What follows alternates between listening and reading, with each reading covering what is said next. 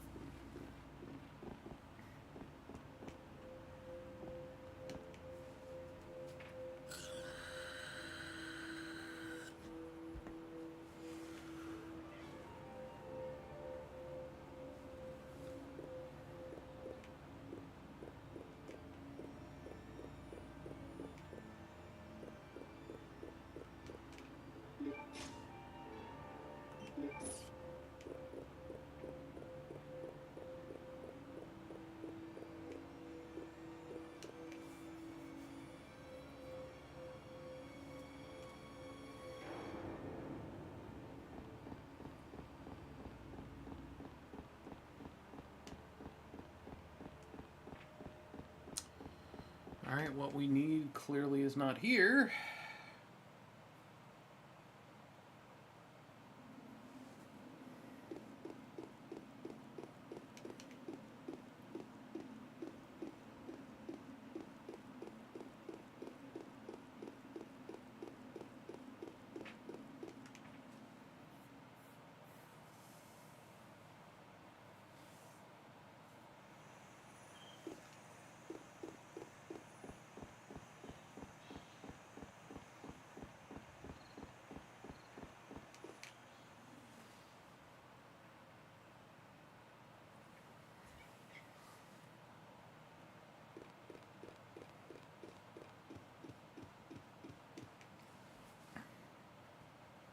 Hey, Obi.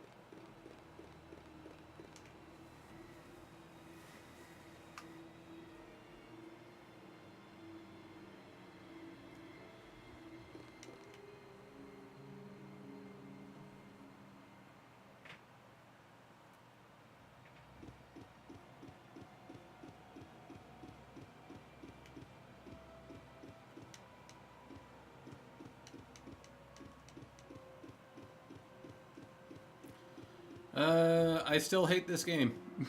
That's how it's going.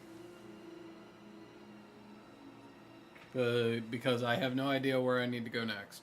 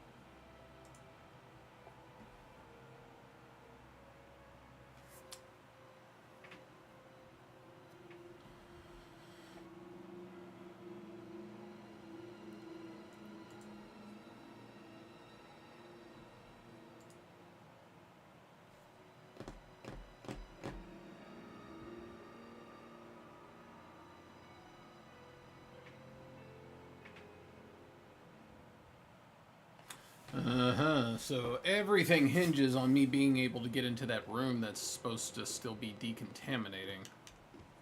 So maybe if we go back there, we can get in there.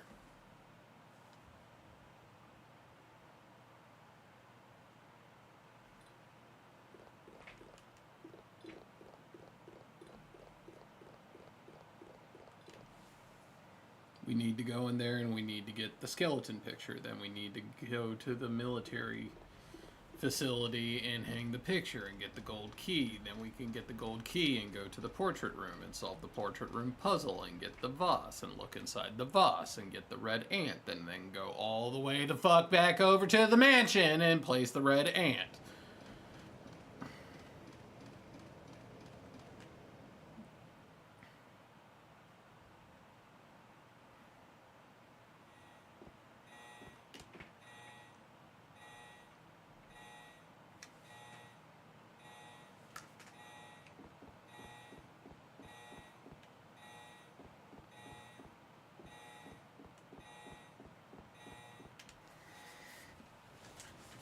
Oh yeah, it's the best. Love this game.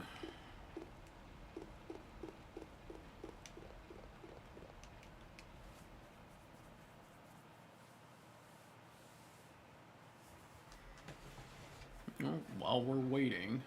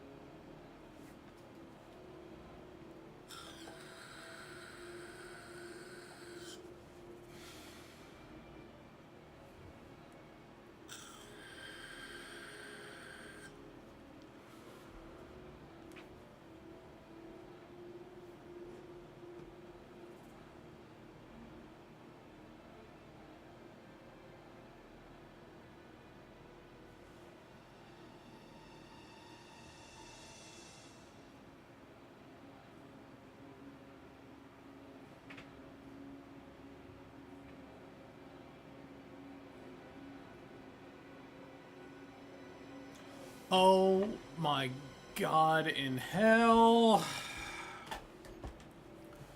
So we've been wandering all this time simply because of a single fucking where we got the army proof like an hour and a half ago last night. We had to operate a camera.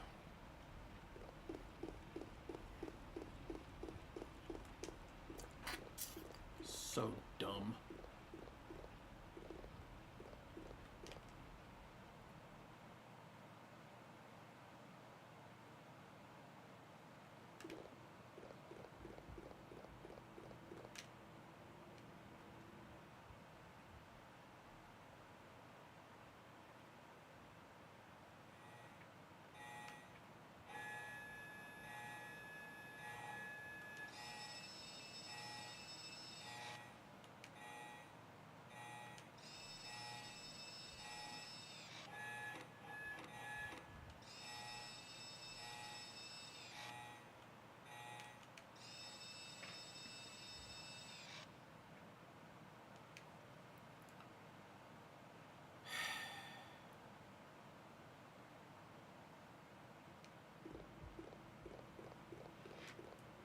Oh, now you want to get up?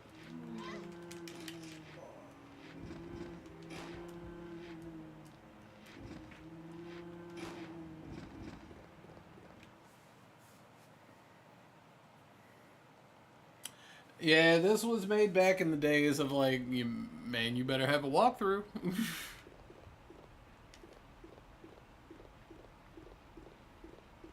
You better have that Brady game strategy guide handy.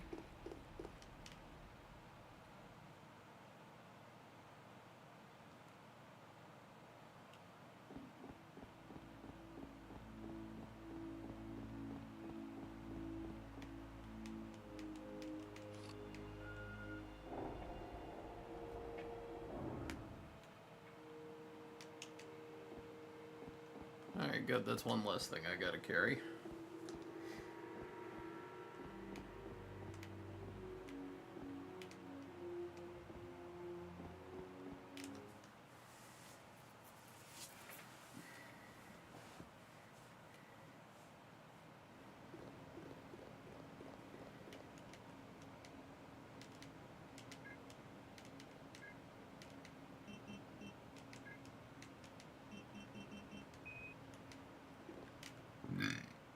Excuse me.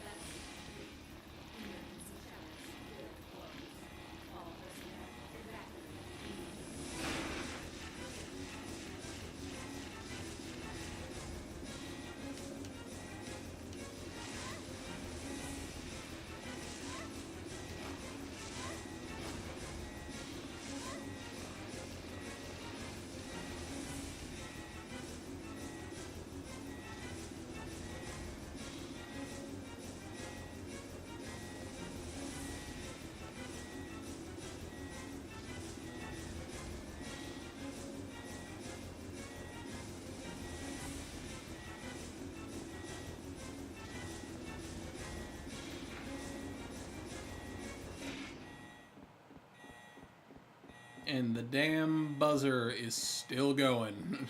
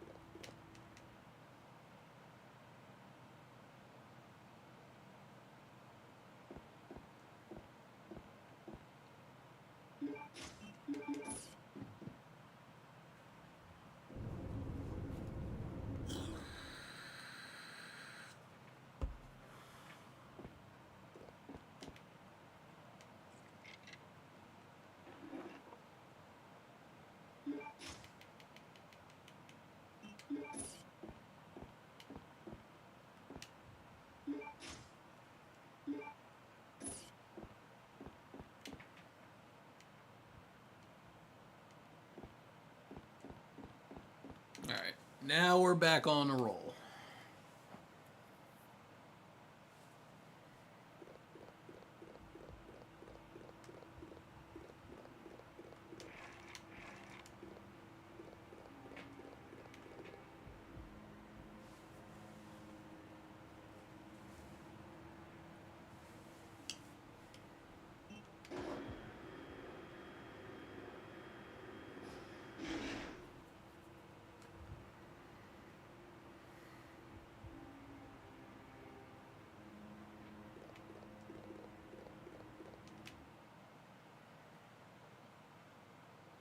Yeah. I've never been a big Zelda fan. I think we proved that when I did a playthrough of Breath of the Wild and just like hated myself by the end of it.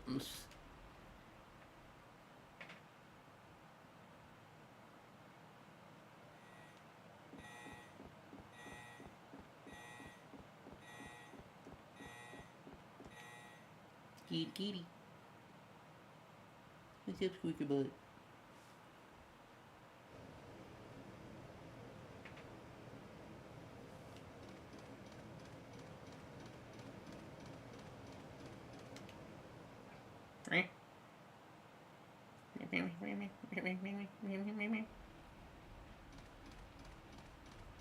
You want uppies?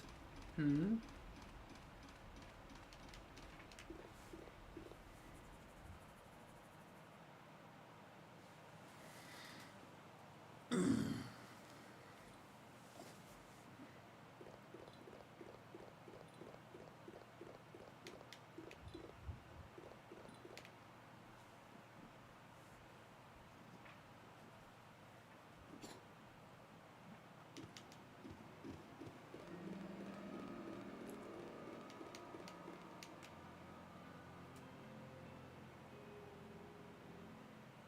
Well, yeah, I was told by Base and by JC that like my first Zelda game should not have been Breath of the Wild.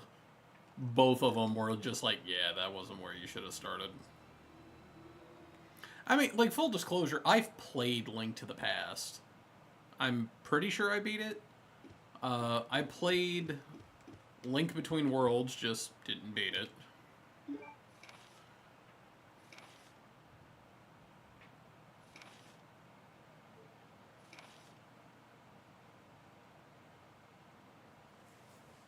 Alright, I do not have time for this. We are just gonna instantly get the solution.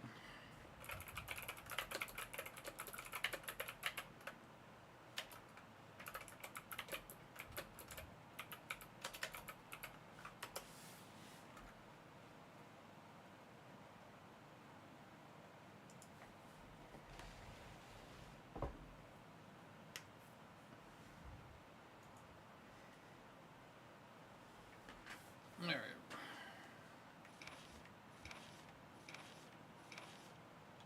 Hey Ryan, how you doing? Alright, you can stay up here, but no looking. Stop it. No basting a turkey. What did I just say? What did I just say? You can stay up here, but no looking.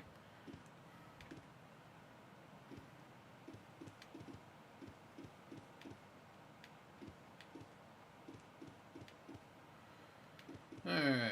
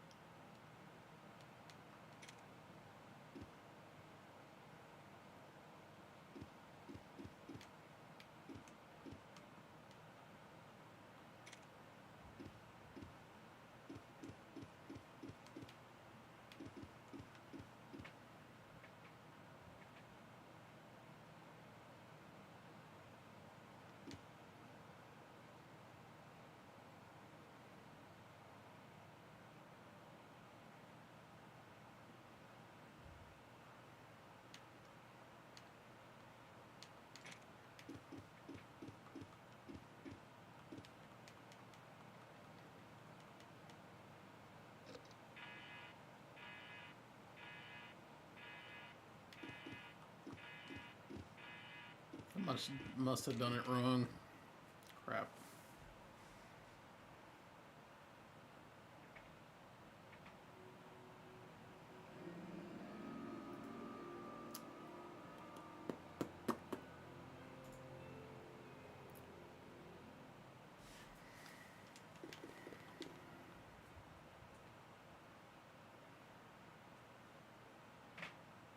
Alright, so.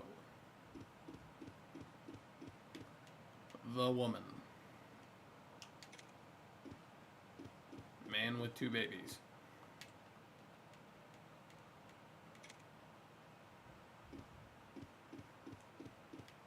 Redhead with the teacup.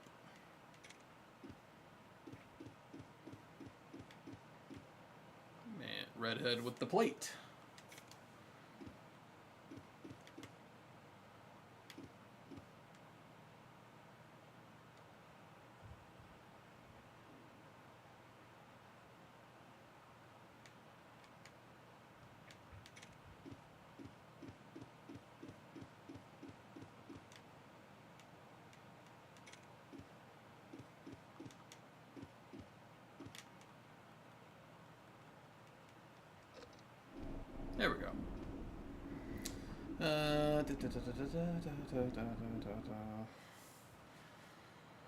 Love it, but hate how other elements of the series I love kind of get neutered for its open world thing. Like all devices and gizmos, you acquire a lot, and the 3D titles just aren't there in either Breath of the Wild or Tears of the Kingdom. Dungeon design took a heavy hit as a result of that. Also, even with Tears of the Kingdom's efforts to address it, lack of mobs also felt noticeable. Doing good, just working on getting the remakes for RE. Okay, right on. Breath of the Wild has a lot going for it that makes it fantastic, just a bit unfamiliar to someone who enjoyed the dungeon crawling of older titles. Story presentation of Breath of the Wild and Tears of the Kingdom sucks ass too, unfortunately high key. Another consequence of them wanting to give the player as much freedom as possible. Yeah, it's just... I think just the world of Zelda just kind of makes me go, nah, I'm good.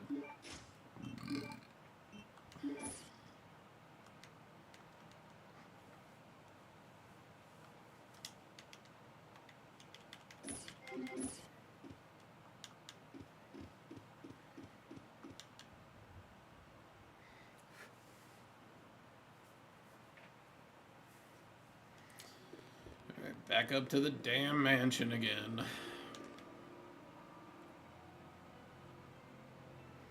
I might as well grab the military proofs. I feel like I'm going to need those soon. Oh, I can grab those on the way back down.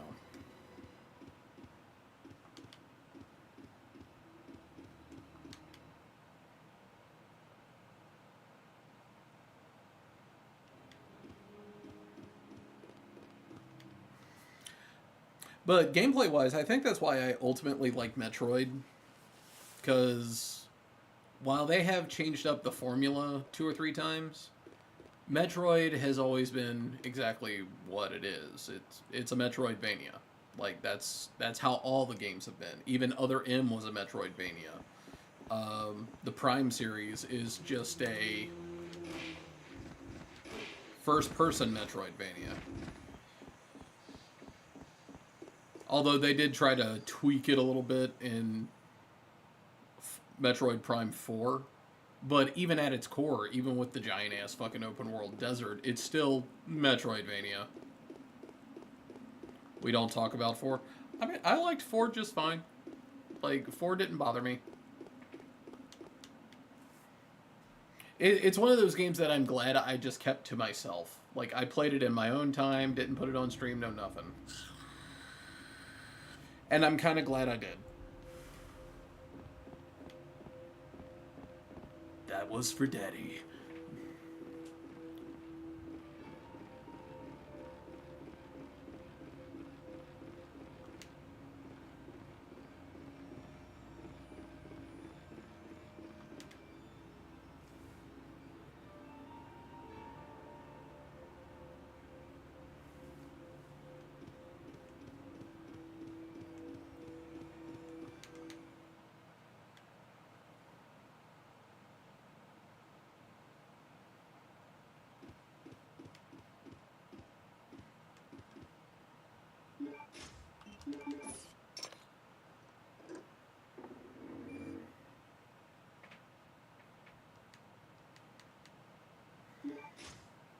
You apologize if you don't know what game we're talking about. Nah, it's okay, Ryan. It's all good.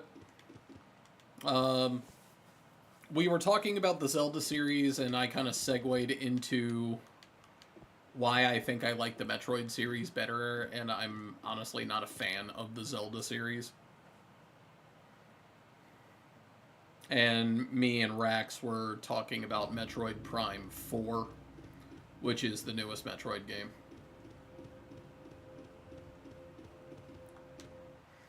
But yeah, ultimately, like, I see the flaws in 4. The story was not strong at all, but then again, let's be real. What Metroid game has a super strong story? We're not here for the story.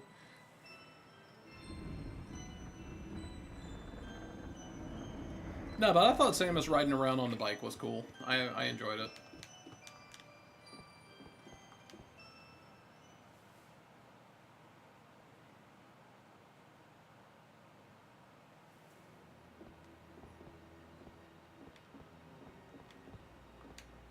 But yeah.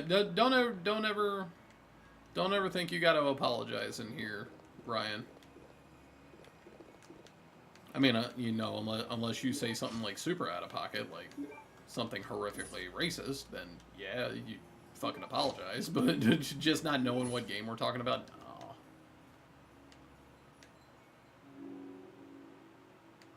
You ain't gotta worry about that.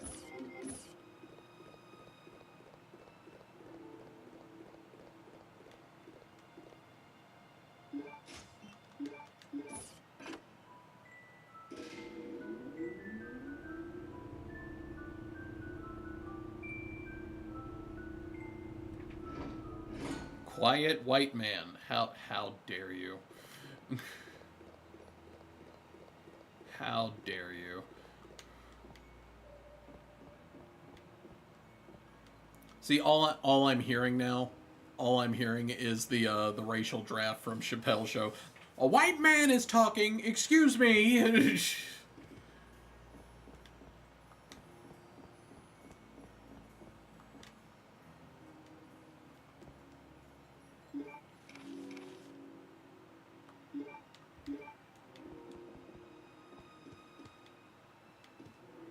What, Code Veronica? Yeah!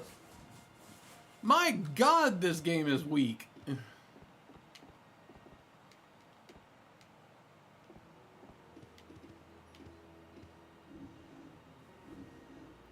Like, it was the bee's knees when it came out, because let's be real, we didn't have anything to compare it to, other than the games that came before it.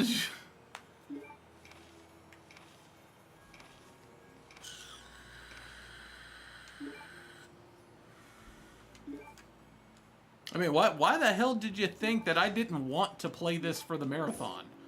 And then Rax was like, but for continuity! And now everybody in the chat hates Rax.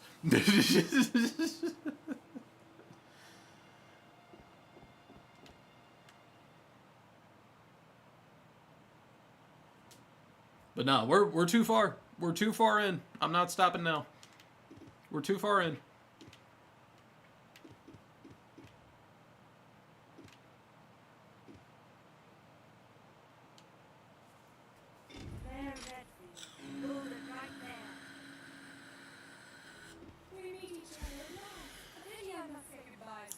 And Rax, I'm not even gonna lie, on that incredibly fragile teetering chair you're sitting on, that is the only stable leg you got. Is that nobody else voted.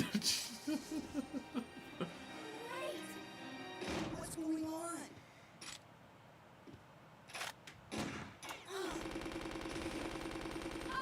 Steve!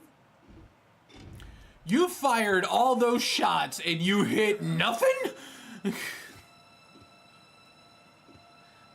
This is the game that everyone's asking for the yes. Like, if you're gonna remake any of the Resident Evil games, you don't really need to remake 0. You don't need to remake 1. 1 has already been remade twice, technically. You need to remake this one to, turn it into actually a good game. This must be... And say hello to the scene that will never make the remake.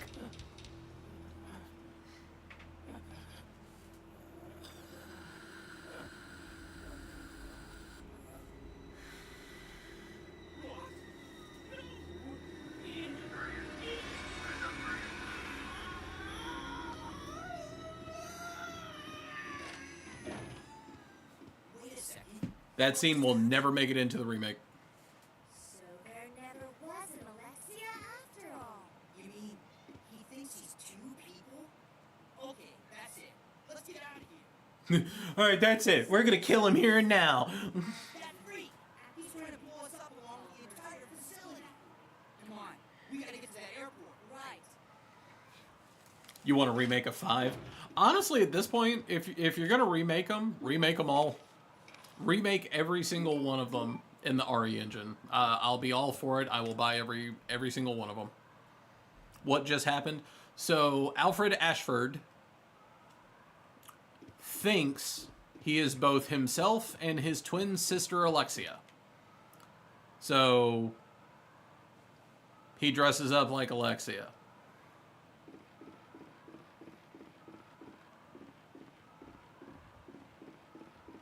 You'll find out what happens to Alexia later on in the game. She's around, but she is not currently present. 5 needs an overhaul that makes it less on rails. Do we really, though? I mean, like, on rails. Let's deconstruct it. The only part of Resident Evil, I mean, is it more linear than some of the other games? Yes, it is. And it being linear is ultimately not the problem. The on rails part, you would just be talking about the part where they're in the car shooting the mounted gun. That's literally what on rails is. No freedom of movement, no nothing. You are just at the mercy of the computer, and you just aim, shoot, and hope for the best. That's on rails. And there's only, like, what? 1, maybe 2 of those sections in Resident Evil 5?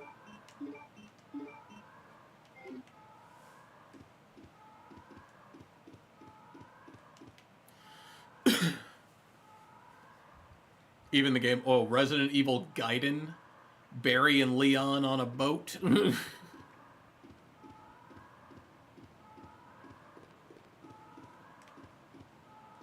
Yeah, like, 5 is very linear. Like, I will give it that. It is much more linear than the other games. But ultimately, I really don't think that's the problem of the game. I really don't. We better get out of here too. Right. I don't think it being linear is 5's problem.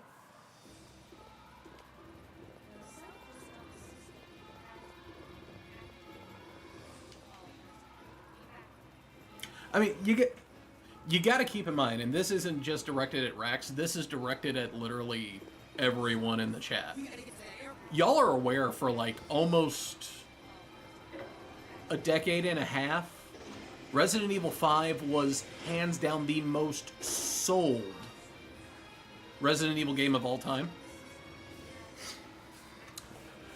Makobi, thank you very much for the raid. Appreciate you. Yeah, Resident Evil 5 was like the highest grossing Resident Evil for a long time. It made more money than 4. And 4 is considered one of the greatest action games ever made. You resent it, but you can't deny it. Like, is it being linear ultimately why you don't like it, Rax?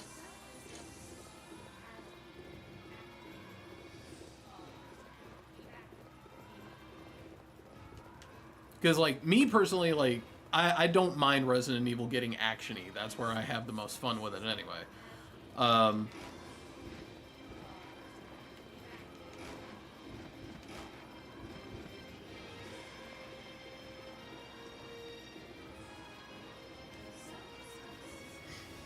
I ultimately don't have really any issues with Resident Evil 5. I genuinely don't. I like it just fine. I have plenty of issues with 6, but who doesn't?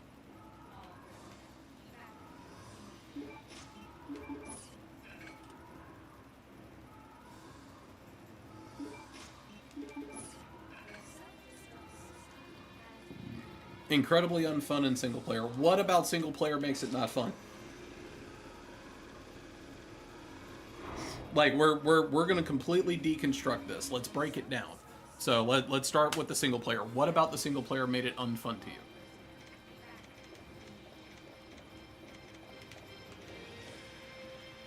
No. You can't take off unless we raise the bridge. I'd be fine with Revelations getting remakes, but it would, like, they'd be lower on the list for me.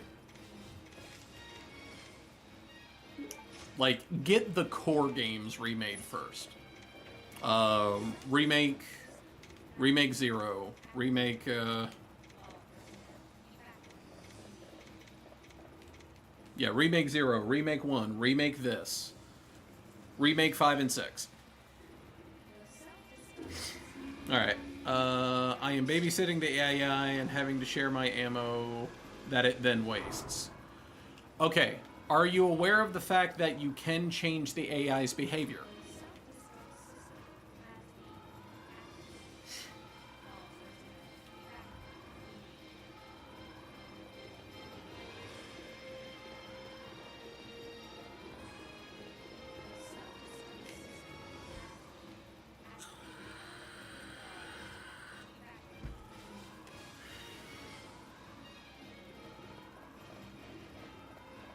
Okay, so the AI in 5, you can set it to basically like 3 playstyles.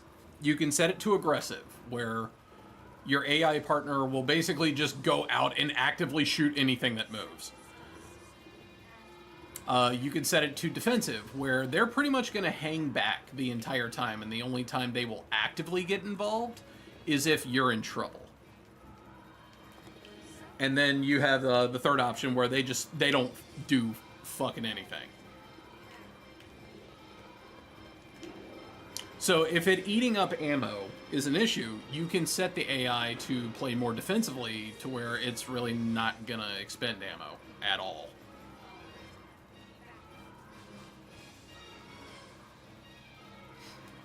Default AI had the IQ of a rice cake. Well, yeah, and that's something that could be easily addressed in a remake.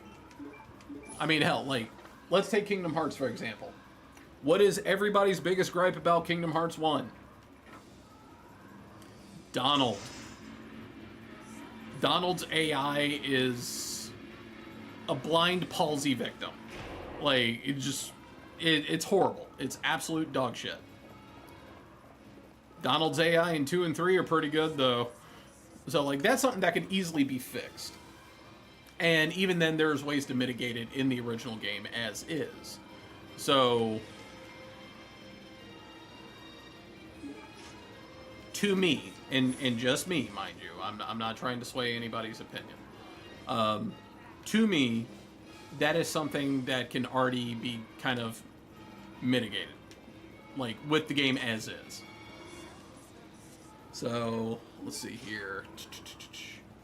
We already talked about the game being too linear, so yeah, you could open it up a little bit. But again, I really don't think that's a humongous issue. Because you can have a linear as fuck game, and as long as the story's good, then who cares if it's linear? You know what I mean? Really weak cast. I mean, if you do a remake, you could give some more personality to Josh and Sheva. Although I think Sheva and Josh were honestly fine. Josh isn't even in the game for that long, so I really don't count him all that much. You could give Sheva some more personality, although I don't have a huge issue with her personality as is. Yeah, perfect example. Devil May Cry. Devil May Cry is linear as fuck. Still fun as hell, though.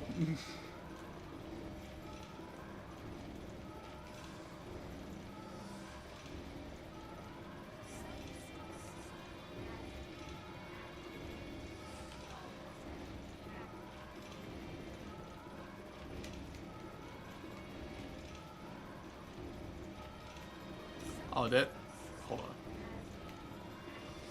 Ugh, I hate tank controls.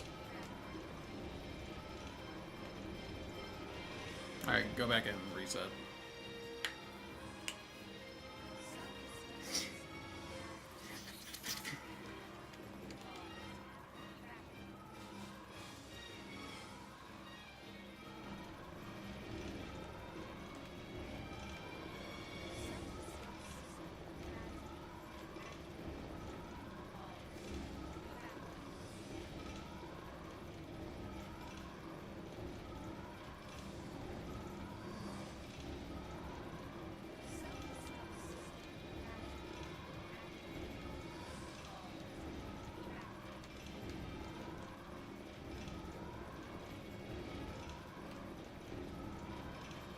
Okay, there we go, there we go.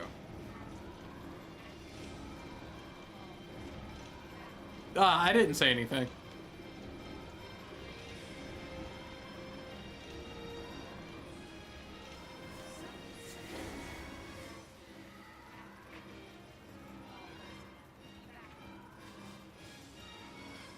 Yeah, Obi, if you're gonna play the Devil May Cry games, take Makobi's advice. Start with Devil May Cry 3. Devil May Cry 3 is pretty much the beginning of the series.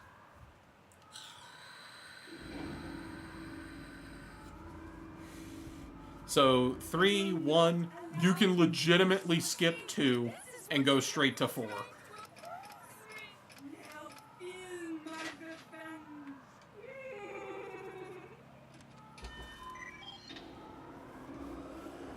Yeah, two has literally no bearing whatsoever on the story of Devil May Cry at all. Am I ready for season 7 of Rivals? Yeah, I'm ready. I'm as ready as I'm gonna be. I hit Diamond 2 this season, and I kind of just went, you know, I think I'm done. I'll wait till next season. See if I like Black Cat at all.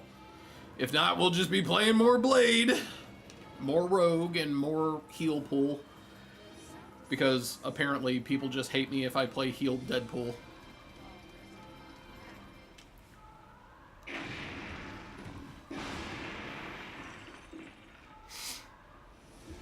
Which I find funny, because like when I play healer Deadpool, nobody dies. But everyone is so mad when I play him.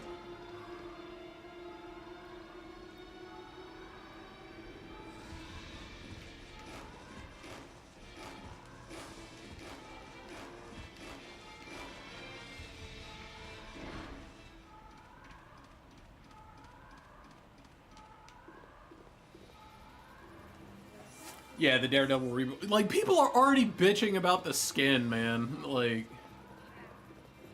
the skin's awesome, but can I turn off the visual effects because he's still glowing pink and I hate it and the world sucks and y'all are horrible at your job. And it's like, oh my god. There's always going to be something. Waiting on Cyclops? You and me both, buddy.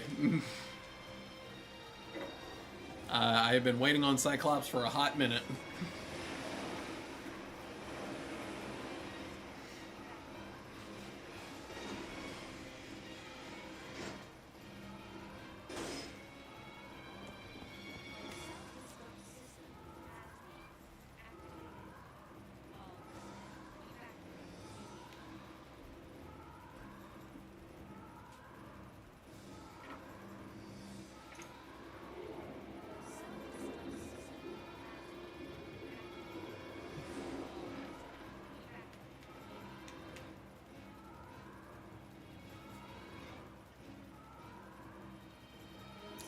Now you see, Ryan? You see, now that, them's fighting words.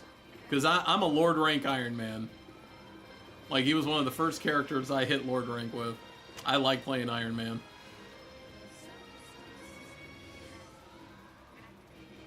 Somebody says they'll do such and such to Iron Man. I take that as a challenge. Like, see, I don't know if I'd want Vision.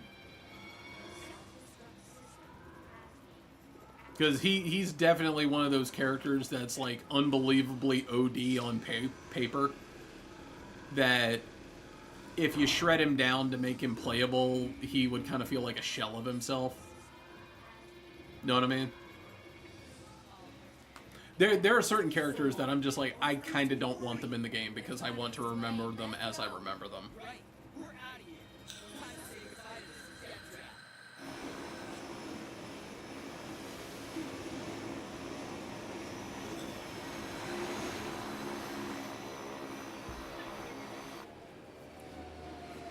Like, for example, I've had people go like, man, I want Drax. I want Drax the Destroyer in the game. So you want Hulk with knives. Because that's all he is Hulk with knives. It's finally over.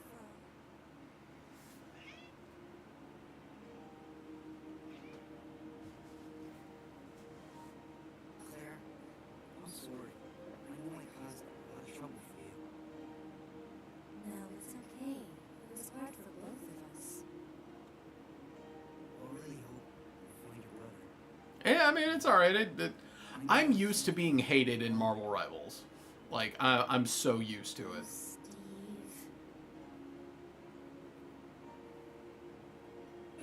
So, where should we go now? I can take you anywhere you want to go, Claire. How does he know how to fly that thing? I hear Hawaii is nice this time of year. You got it. How do you know if you even have enough fuel to get to Hawaii?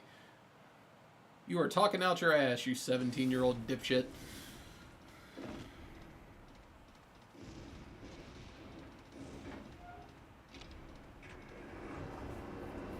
I remember playing this game for the first time and laughing hysterically because I was so, like, convinced that Alfred was going to shoot the plane out of the sky with a tank.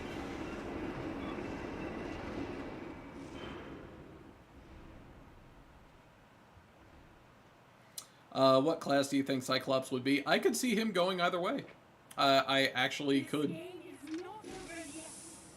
Now you will see what real terror is all about. You just casually have a Harrier jet ready to go.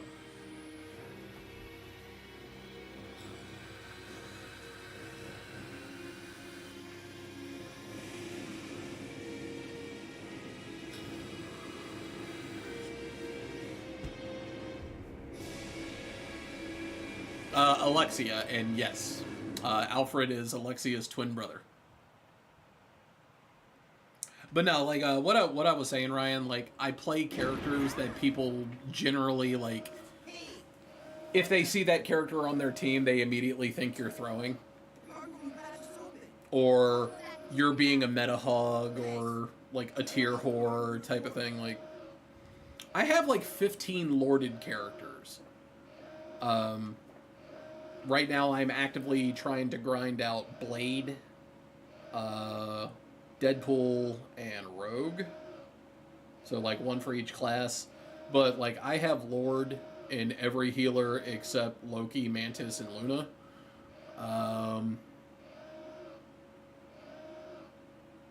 Tank, I have Magneto, Thing. Who else? Emma Frost.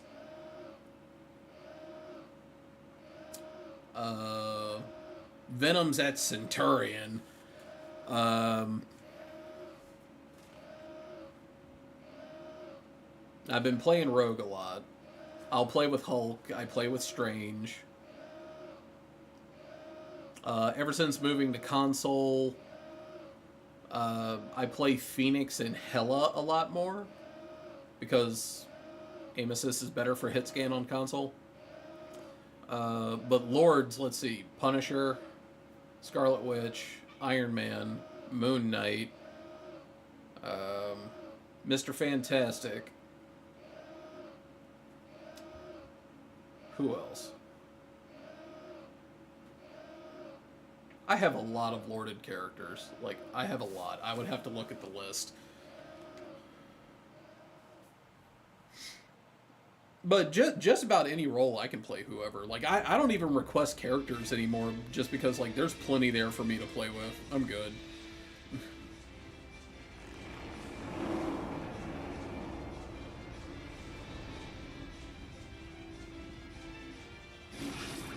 But I'll answer your question in just a second, Obi, about Cyclops.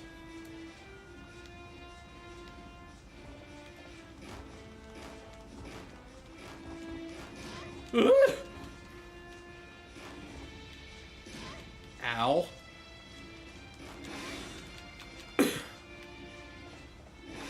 And this is why the Tyrant fight in this game fucking sucks.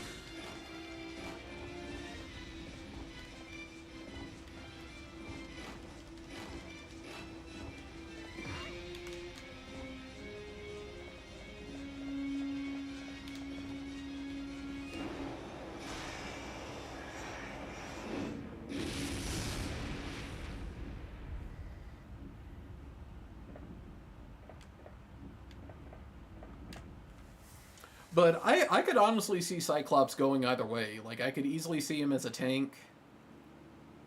What was wrong? To where he's, like, rallying. Because, like, he's a leader. So, like, he has, like, his ability is, like, rally the team, buff their defense, shit like that. You could do the exact same thing in a healer role. Damage roll, you could just have him just going absolutely berserk. It's flying in autopilot mode. I can't switch over to manual control. My apologies, but I cannot let you escape now. Alfred! Cross-dressing freak! That won't make it into the remake either.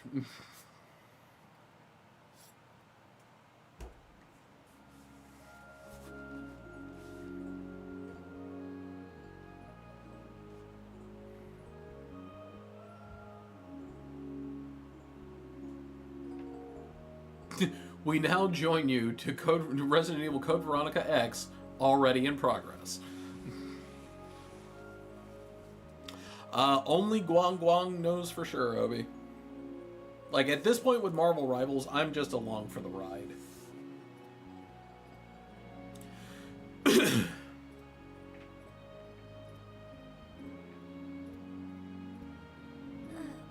Hey, you did not have consent, Steve. Fuck you doing? Little douchebag.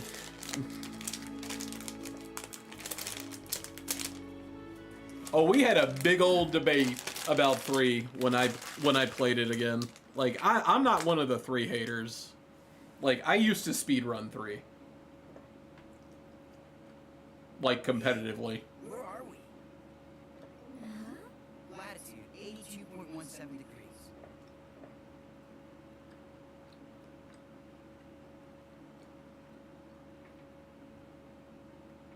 That's the Antarctic. We're over the Antarctic. What?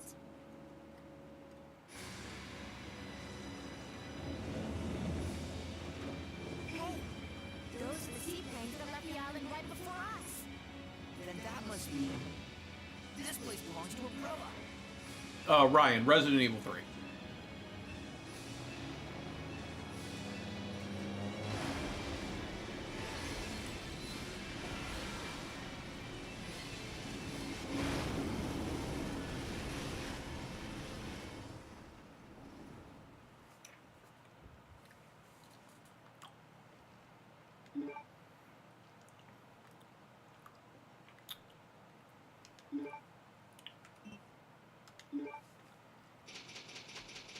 I don't mind if they keep Steve if they remake the game. Like, by all means, keep him. I really don't care if he's there or not, but you better make him fucking tolerable.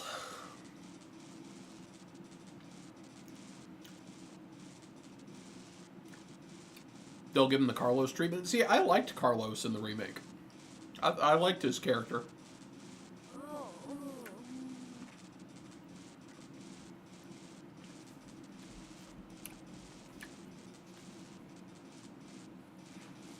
Hey, wake up, Steve. Keanu Reeves looking ass Carlos.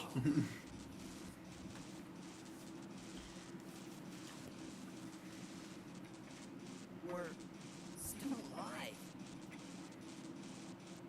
You watching Necros play RE3 right now? How's he doing?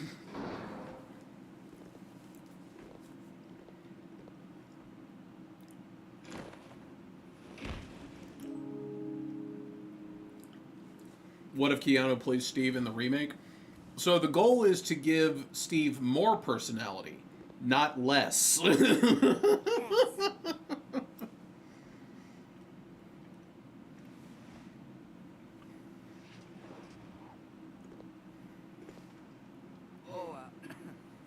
plane's trashed.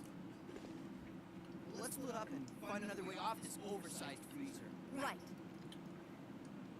Okay, let's do it. Am I the only one that says Carlos looks like Miguel from Tekken? Oh no, I said it right out the fucking gate. Because I used to play Tekken competitively. So, like, I recognized it right away.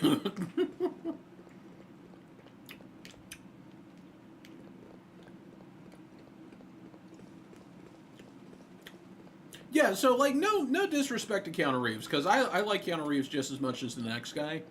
But I am also somebody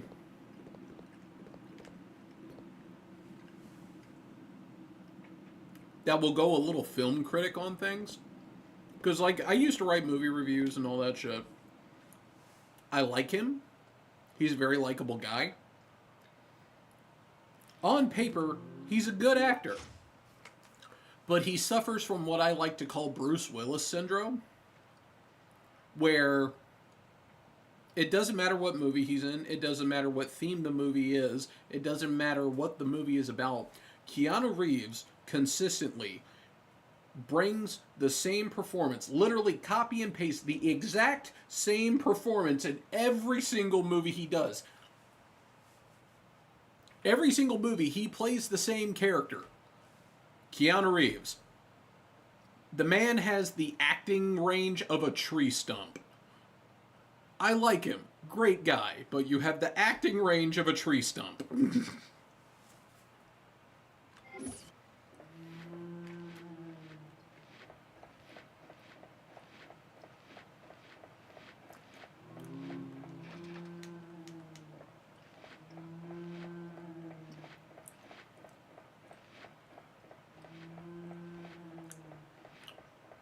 Oh yeah, yeah. We've all gone into hiding.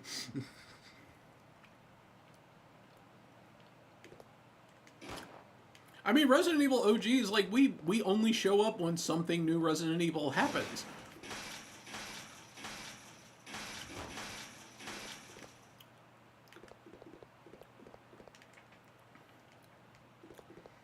But he's John Wick. Yes, he's John Wick. He is also Van Helsing. He is also Neo. He is also Johnny Silverhand. He is also Ted Theodore Logan. It's the same performance every time.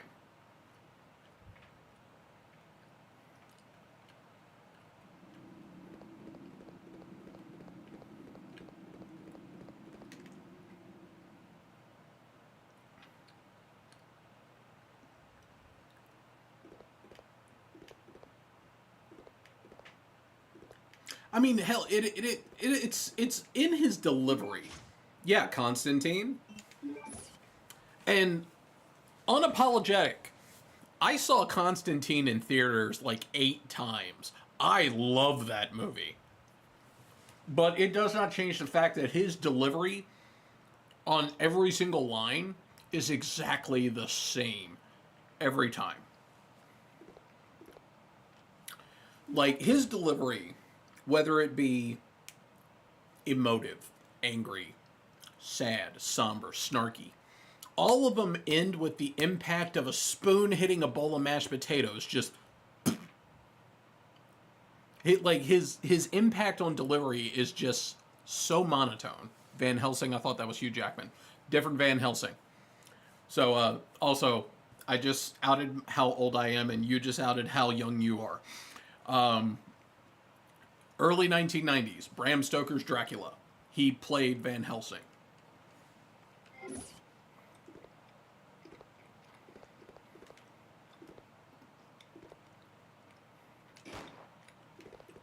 "47 Ronin," Speed, yeah. I mean, he's been in a bunch of shit.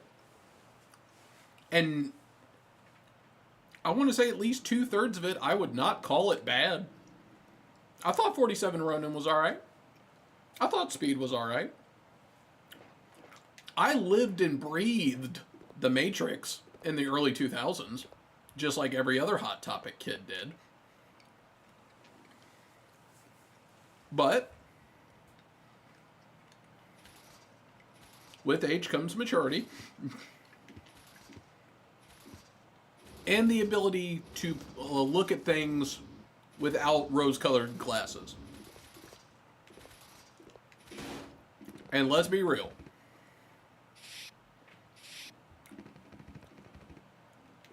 He's a great person, but he is not the world's best actor. Matrix was everywhere. Yeah. Who played Van Helsing? In Bram Stoker's Dracula, Keanu Reeves played Van Helsing.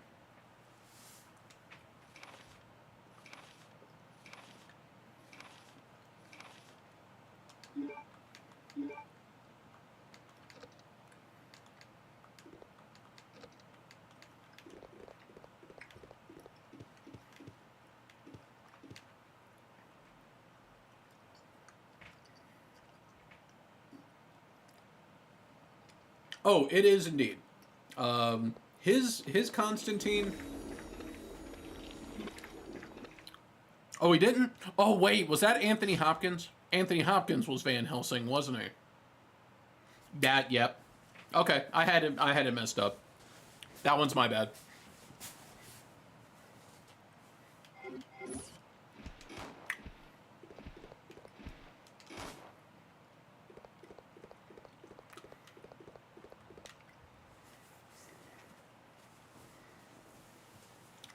But yeah, I like the Constantine movie. He played Jonathan Harker. Okay. You'll be 30 in August. I got 13 years on you, Bubba. Sorry. You'll be turning 30 in August. I'll be turning 43 in August.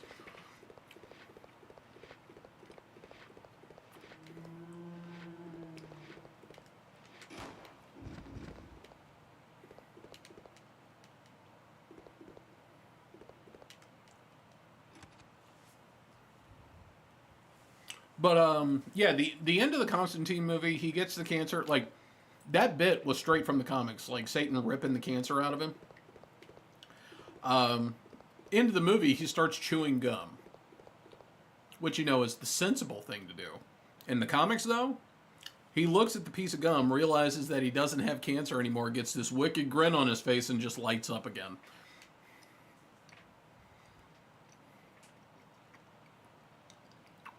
$34, no, 43, my man. 43.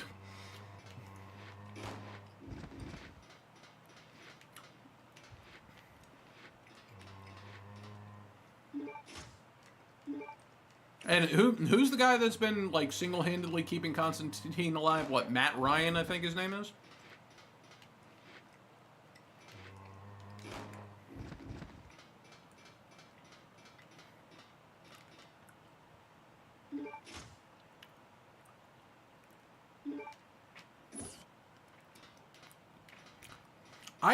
I heard about that too. I'm not gonna lie, I hope it's true. I'd be down for a second Keanu Reeves Constantine movie. Matt Ryan, well, yeah, Matt Ryan is a lot more faithful to the comic book Constantine. A lot more faithful. But I like Keanu's Constantine. Just the no nonsense absolute dickhead. The pain in every demon's ass. Like I liked that. That was fun.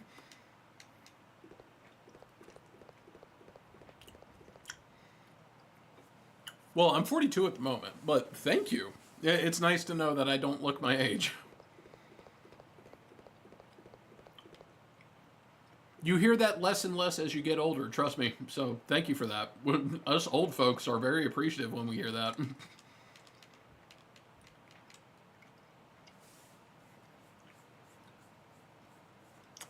Yeah, that was all NBC's fault.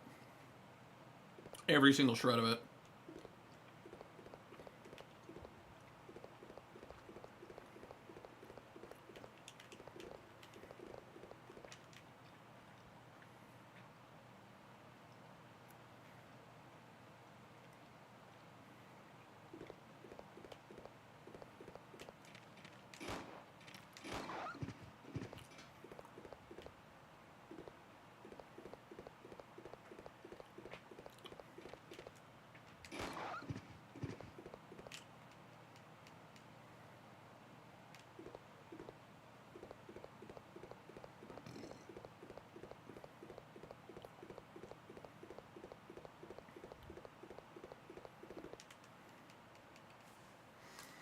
Been told I look 17. I'm like, geez, thanks, but no, I'm turning 30. Yeah, it happens.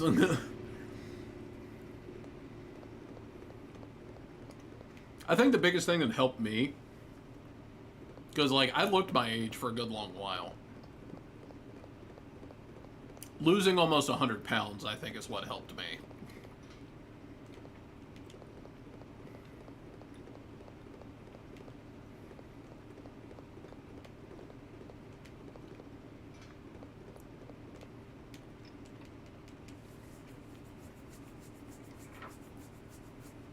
See, the thing with Supergirl and CBS, like, number one, you shouldn't have brought it there to begin with. But Supergirl got new life breathed into her by making her part of the Arrowverse. And while they did technically do that with Constantine, instead of just shoehorning him into the Legends of Tomorrow, why not just give him another season on the CW like they did with the rest of the Arrowverse?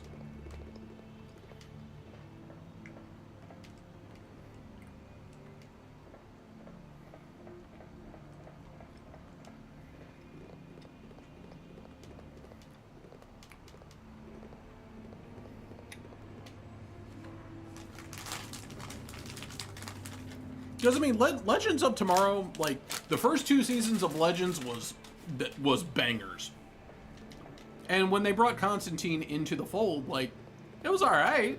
Like I enjoyed it for what it was, but like after a while, Constantine became the only reason anyone continued to watch the fucking show.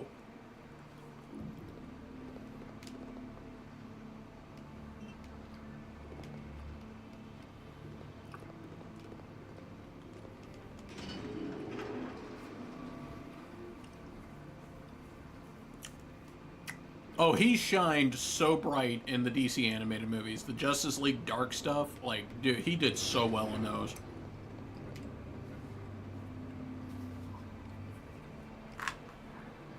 Dude was a straight MVP in those movies.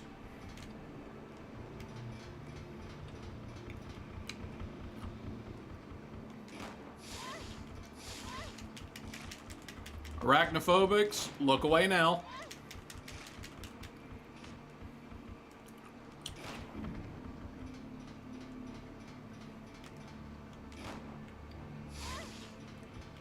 Ain't that about a bitch?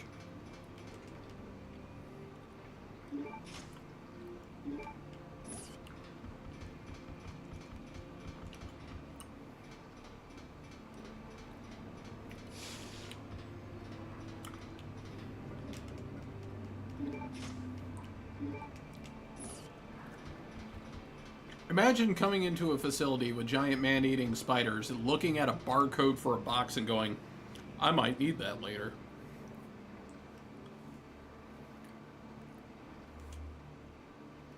Oh, Adam? He was played by Brandon Routh of Superman Returns fame. Good old Ray Palmer.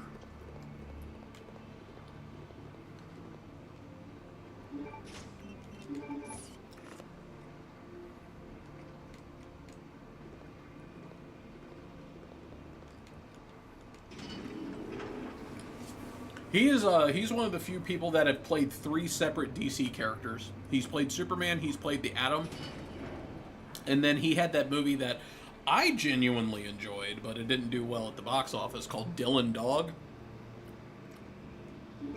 which was just like Constantine for dead people.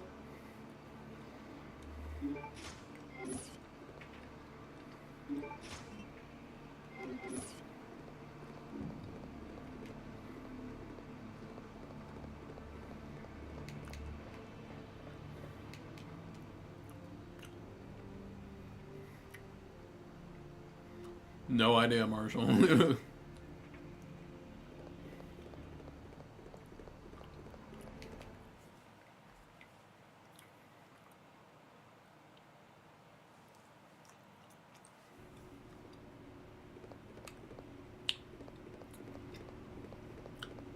Brandon Routh as the Hulk.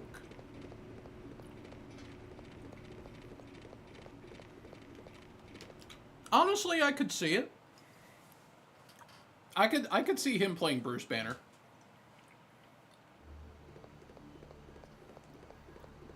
I mean, let's be fair, it's not like Bruce Banner's that deep of a character. So, I mean, I could see it.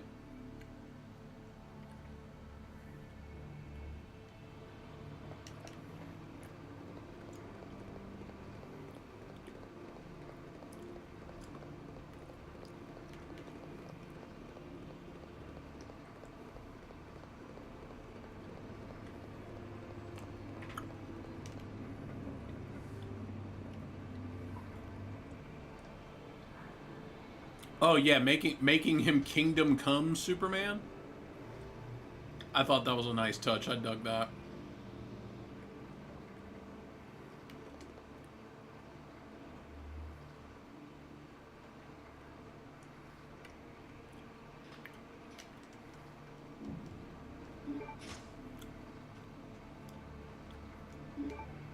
Oh, you don't need to say no offense. If you don't like Superman, you don't like Superman. It's okay. Like, I will be the first, like, I'm a Superman fan. I'm not a super Superman fan, but I am a Superman fan. And I will be the first to admit, Superman has not been handled great throughout the years.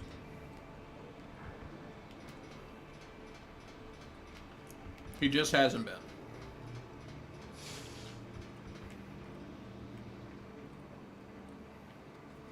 In my opinion, and no disrespect to David Cornsweet, because I thought James Gunn's Superman was phenomenal. In my opinion, the best depiction of Superman to this day is Tyler Hoechlin, the guy from Superman and Lois. Superman and Lois was an absolute banger show.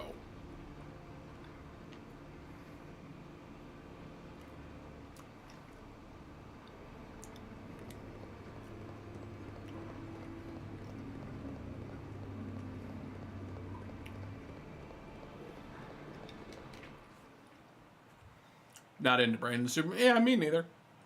Superman Returns was just kind of eh.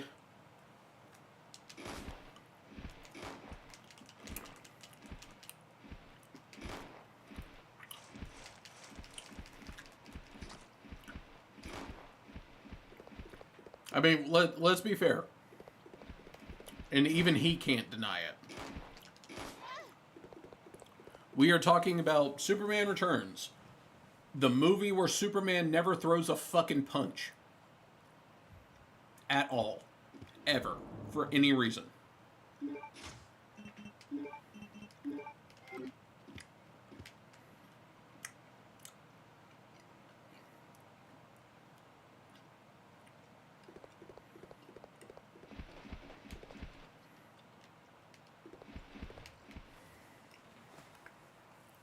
Muscle padded suit. Well,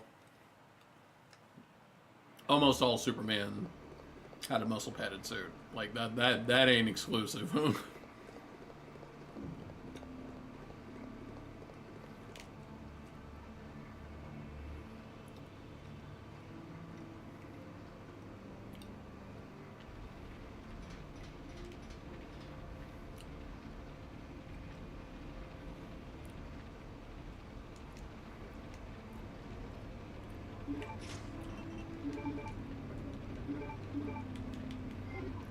Oh shit, it's empty. Fuck. Alright.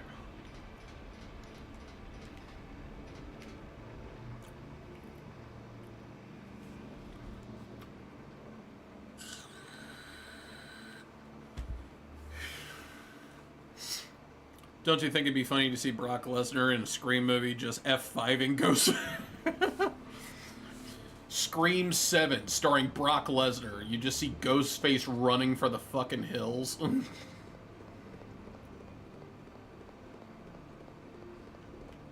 Anyone that sits there and looks at Brock Lesnar and goes, I could take him. You're lying to yourself. Brock Lesnar is not a normal man.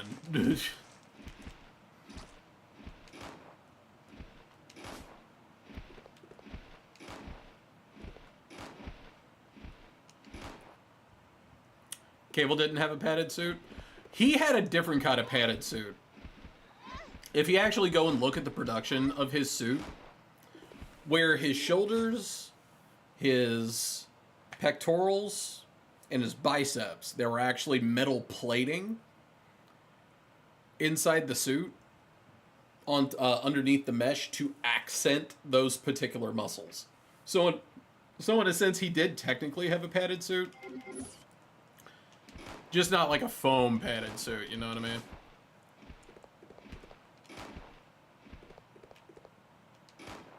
Annoying ass little fuckers.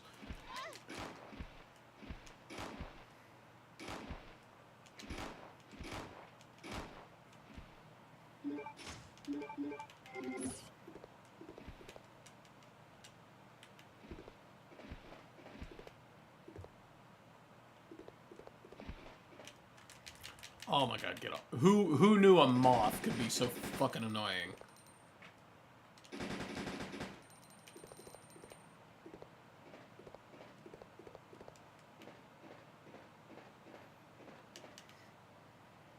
Yeah, Brock Lesnar, he's 6'5"? 260 pounds, 2-time heavyweight UFC champion. Like, you couldn't pay me to piss him off.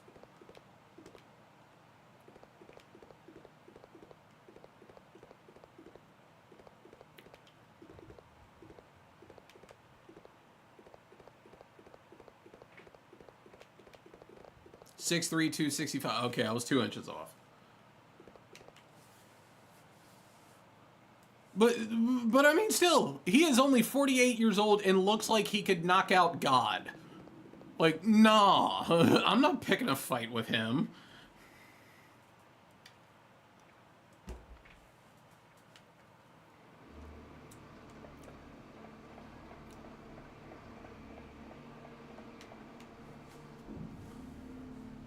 Oh, refill time.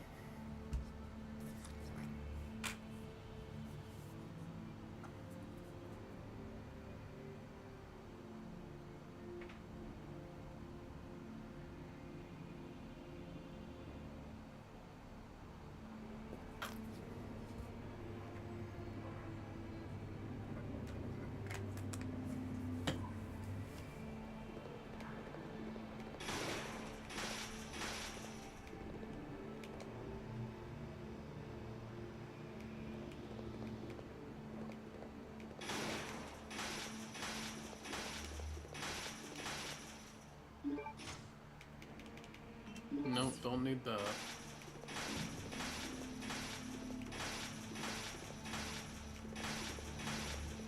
Isn't this the room where I gotta refill the fire extinguisher?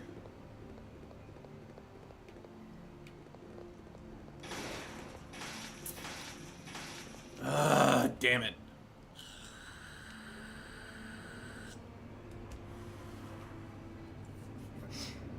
I'm so lost.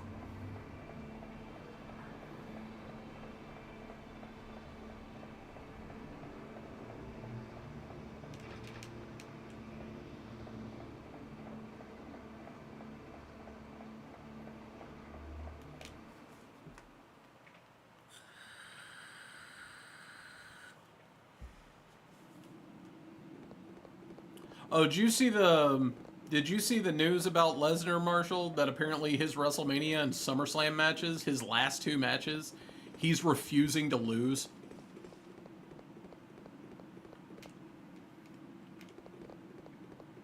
So fucking selfish. Oh, I believe it. One of my favorite stories about Brock was he was still in developmental, and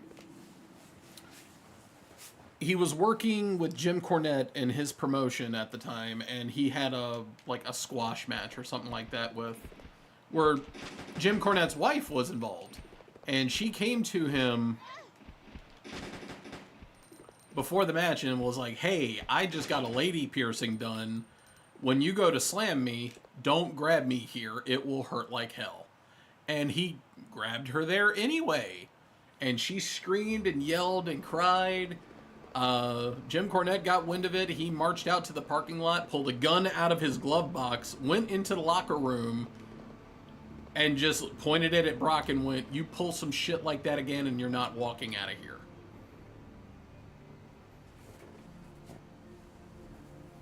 So, yeah, he's a fucking dick.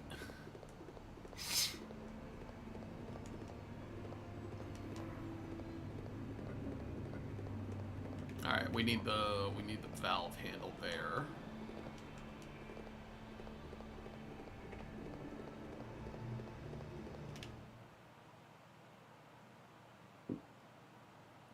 What, Jim Cornette? Dude.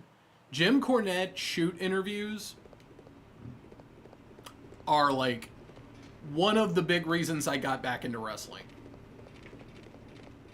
Because, like, don't get me wrong, I enjoy what happens in the ring, but as I've gotten older, I'm more fascinated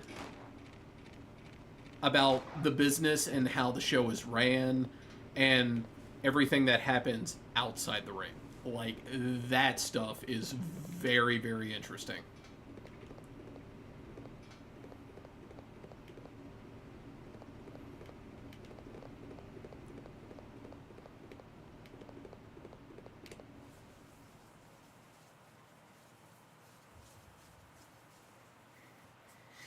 Like, there is an event that is infamous for all wrestling fans. What is it? Survivor Series 1997? The Montreal Screwjob? Apparently that shit wasn't finalized until, like, the day of. Vince McMahon did not decide he was going to screw Bret Hart until, like, an hour or 2 before the event. Like, it's insane.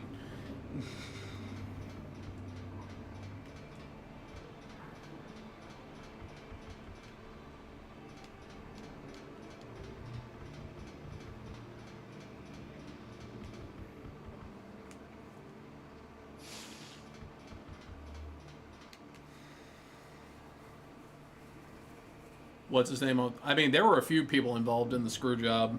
There was obviously Vince McMahon at the top of the totem pole. There's Shawn Michaels and Triple H, or Paul Levesque. Which, I don't put the majority of the blame on them. Because at the end of the day, they were just doing business. Like, hell, even Bret has forgiven Shawn Michaels after all this time. Like, he forgave him like a decade ago. Triple H, I mean, I'm not going to front. Triple H was trying to secure his spot in the company for the rest of his life. I can't really blame him.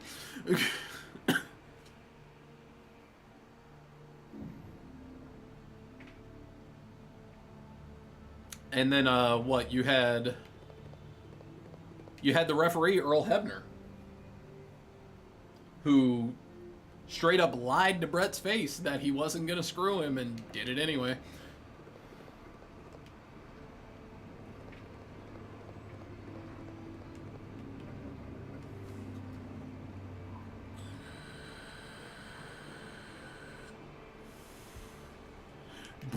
Bret got the sweetest revenge, though. He really did. Vince, The Undertaker, Mark Calloway, The Undertaker basically yoked Vince McMahon by his throat and went, you need to go talk to Bret and you need to apologize and you need to do all that shit right the damn now. So, Vince walked into the locker room. Oh yeah! Vince walked right into the locker room. Bret's in a fucking bath towel going, if you are still here when I get out of the shower, I am knocking you the fuck out. Vince stayed, and Bret hit him so hard his ancestors felt it. And yeah, he had a nice little black eye from it. And the footage of Vince staggering out of that locker room after getting punched was, oh, it was magical.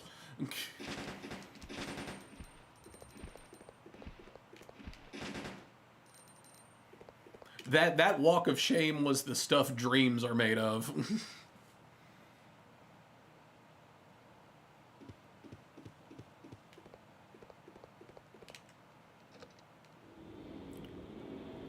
The interview afterwards, you see Vince just show, oh man, yeah, I got hit like that, I'd be shook too.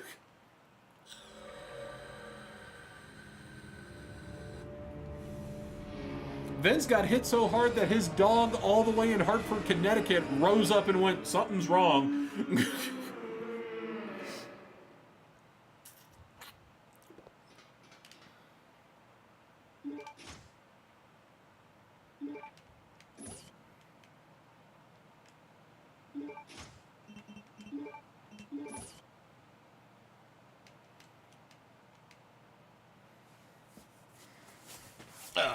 Wait.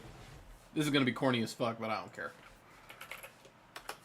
Vince got hit so hard that a sound effect should have been attached to it, and that sound effect should have been this.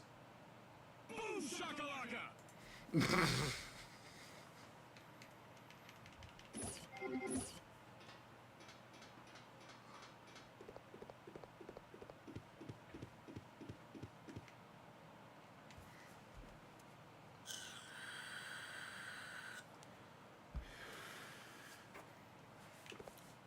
Chad, I would also like to say it is very nice that I can actually talk wrestling for once. Thank you so much. Like, I never get to talk wrestling. Because I'm the only one in my immediate circle that even follows it anymore. Yeah, Bret Hart straight up hit him with an electric. Straight up.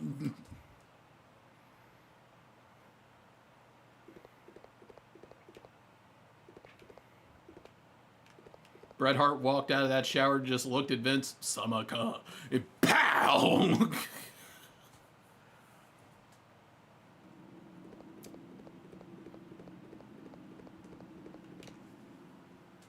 Recent wrestling stuff, you're out. I'm not gonna lie, now's a great time to get back into it because it's very, very easy to keep up with it now. Because, like, 50, you have a VPN, right? Like, it's 2026. Everyone should have a VPN.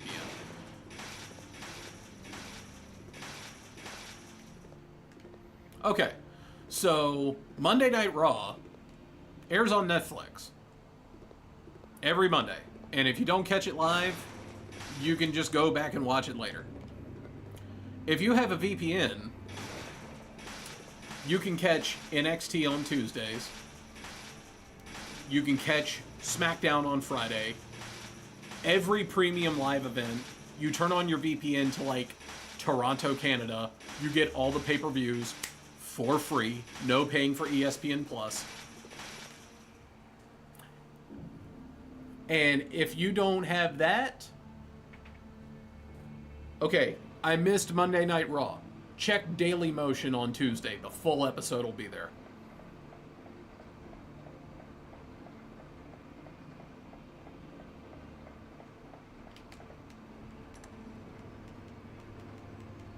Like, it's super easy. Super duper easy to keep up with wrestling now.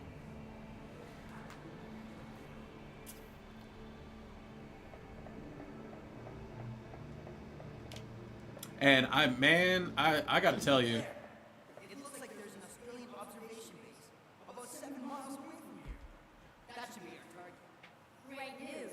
And take a look at that. It's a digging vehicle. If we break the wall with it, we might have a chance. Okay, let's do it. The current roster on WWE right now is like one of the strongest rosters they've ever had. Like, there is some absolutely insane talent like Penta, Javon Evans, Trick Williams, Randy Orton's still running around, Cody Rhodes is still running around, Brock Lesnar is retiring this year, Rey Fenix, Rey Mysterio is still running around. His son Dominic Mysterio is like one of the top heels in the company right now. And then if you need eye candy, this generation has some of the best female talent you've ever seen.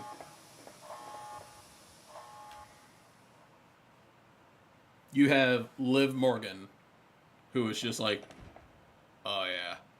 You have Muscle Mommy Rhea Ripley. My fault. You have Muscle Auntie Jade Cargill. Say that. Listen to me. We'll escape from here. Together. Come on. We've got to shut off the gas. If we split up, we'll have a better chance of stopping it. Okay. Let me tell you something. Maxine Dupree. Forget. We'll get out of here. Together. I like Maxine Dupree. I genuinely do. I really do like Maxine Dupree. But Maxine Dupree seriously looks like she rolled off the Build-A-Bitch assembly line in the adult film industry. Like, I can't take her seriously because she looks like she just walked off a porn set. Zarya, the people that like Zarya, I tip my hat to you. Same with Sol Ruka. Sol Ruka is one of the most talented athletes I have ever seen. But again, Sol Ruka looks like she rolled off the Build-A-Bitch assembly line off a porn set. Like, I swear to God, she looked like she starred in Backdoor Bros number 38. Like,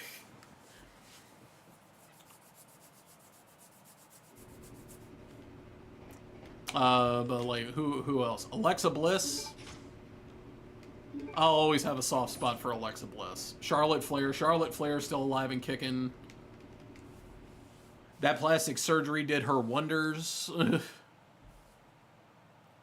If you're correct, her brother is LA. Maxine Dupree's brother is LA Knight. Yo. Nikki Blackheart. WrestleMania just posted a video on Nikki Blackheart. I need to go look at her.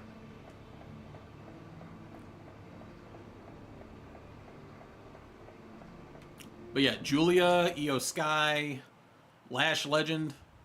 I know how Fifth likes his Amazon ladies. Go look at Lash Legend.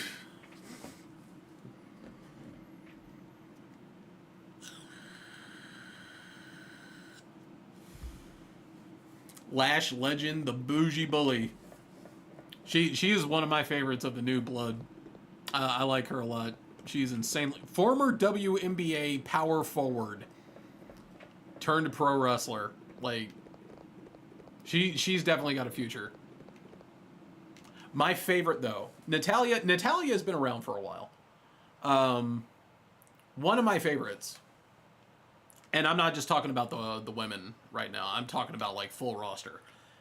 I am a huge fan of this kid, and I really think he's going to be the future of the industry. Is Javon Evans?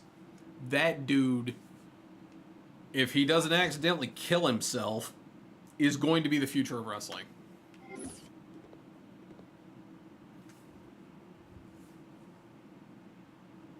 Oh, Lash Legend. Oh yeah, like Lash Legend is the living, breathing She-Hulk.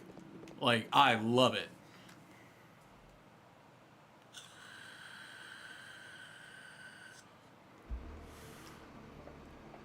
I kind of feel bad sometimes, like, because like I want to see everybody on the WWE roster succeed because WWE's the big time. That's where everybody ultimately wants to go at the end of the day for the big payout. Like, I get it. But there are some people, and Devon Dudley in one of his podcasts even made mention of it. Jade Cargill. Jade Cargill, she is absolutely stunning. She has a physique that any man or woman would kill for. But her in-ring ability fucking stinks. Her in-ring ability is absolute trash. And Devon Dudley was like, sending her straight to the main roster without putting her in NXT for at least a year was a very dumb move. Because she's hurt like 3 or 4 people. And I'm just kind of sitting there thinking about it like, yeah, you didn't main roster Joe Hendry, and he had a WrestleMania spot. You put him in NXT, you should have done the same for Jade Cargill.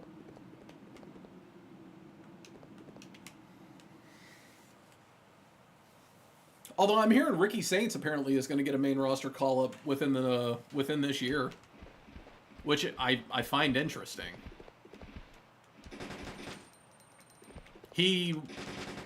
I would have kept Ricky Saints in NXT for at least another year or two, just so you have some names on NXT, because Sol Ruka's getting main roster call up this year, if not this year, beginning of next year. She's way too talented to be held back. You already sent Trick Williams up.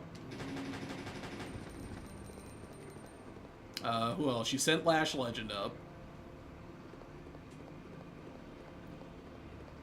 You sent Obafemi up, which, my God, that was a long time coming. If you keep calling people up to the main roster, then you're going to run out of people to represent the NXT brand, and you can only keep Miles Bourne there but for so long. If it were left up to me, Ethan Page already would have been brought to the main roster, and I'd have put him in the Vision. Nia Jax is losing weight? Yeah. I'm happy for her. Like, Nia Jax is one of those wrestlers that, like Jade Cargill. I like her look. I like her presence. But you were fucking hurting people. So they sent you back to developmental for a little while.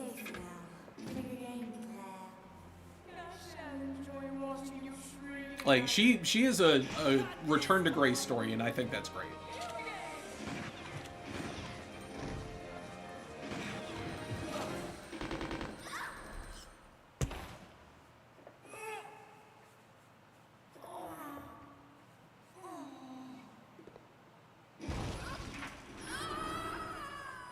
We need a modern Stone Cold versus modern Rocket Mania, LA Knight versus Ricky Saints. Really, you think Ricky Saints is like the modern day Stone Cold or Rock? You think so?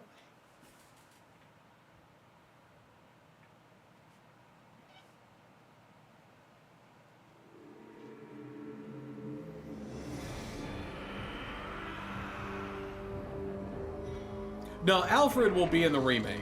He will. They're just probably going to drastically change him up.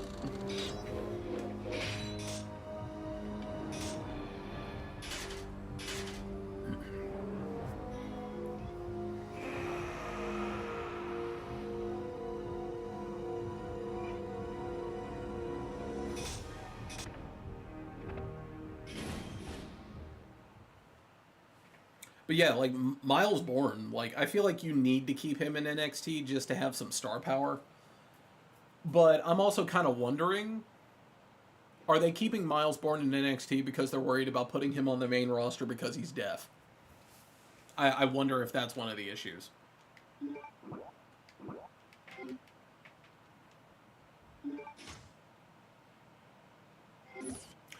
I need to make a trip to the item box.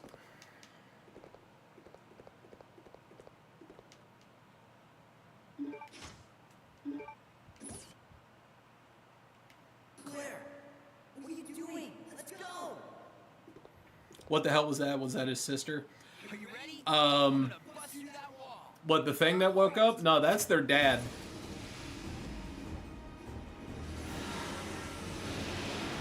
Hank and Tank. I think Hank and Tank are going to be in NXT for a while.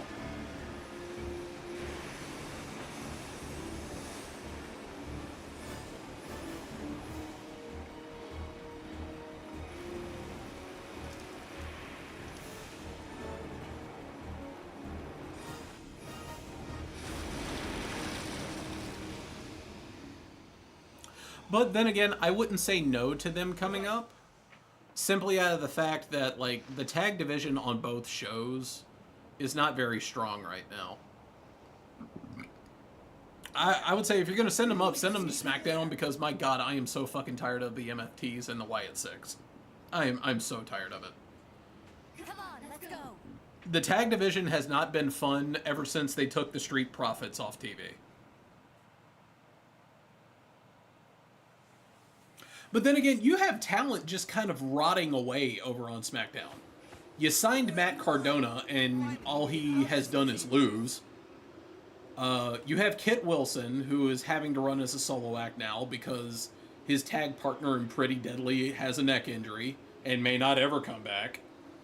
Yeah, New Day. Well, New Day's Raw. New Day's on Raw.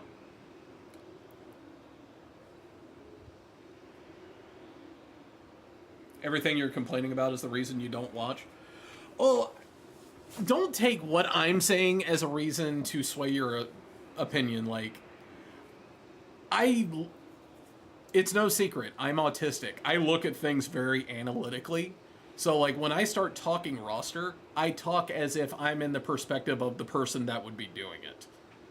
So, and I'll be the first one to admit, I have no idea what's best for business. I could send Hank and Tank to the main roster, they would fucking fizzle and then their career is over.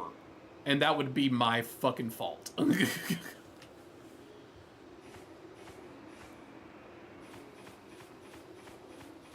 The Street Profits was the last straw.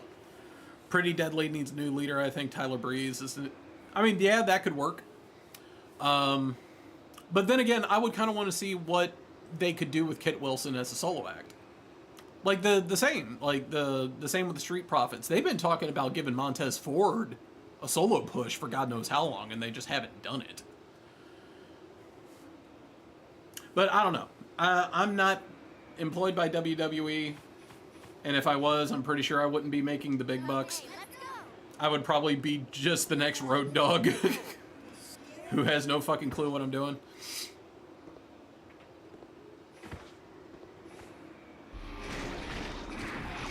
They need to do something. What? Yeah, Johnny Gargano? They need to do something with Johnny Gargano. Like, straight up. He is wasting away ever since Tommaso Ciampa left for AEW. Steve! If only he could have died there. Waiting for R-Truth and Danhausen to team up. Now, I think Danhausen is doing just fine in the backstage segments. R-Truth, I want to keep him with Damian Priest. Because I think they got a good shot at taking the tag titles.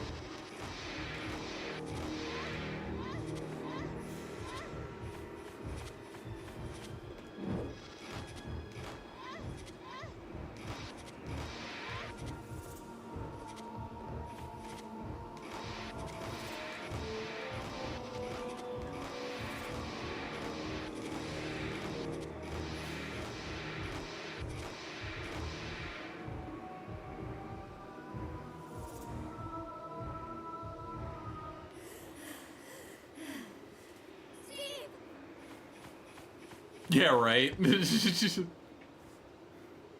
Looking through the scope, I'm hungry. I don't know why.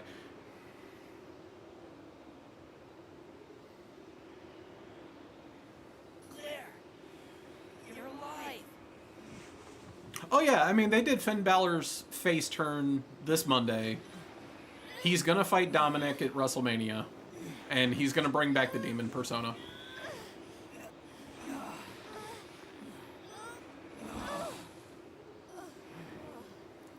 Why do leprechauns laugh when they run? I don't know. Why do leprechauns laugh when they run? I'm sorry. I failed you. What? What, Don't kitty? worry about it. Let's go.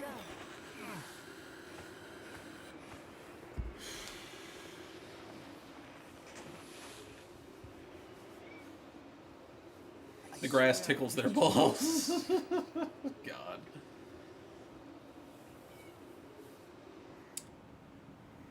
But nah, creative-wise, if I was going to do anything with the roster, I would finally give LA Knight the title push he so sorely deserves. Look, there's a snowmobile over there.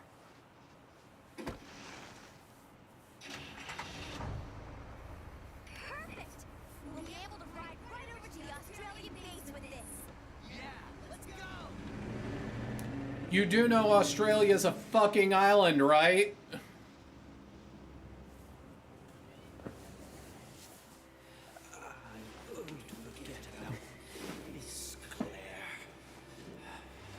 Knight needs a main title. I agree. Like, even if you just make him Intercontinental Champion, like, give him a belt. He has earned it 12 times over.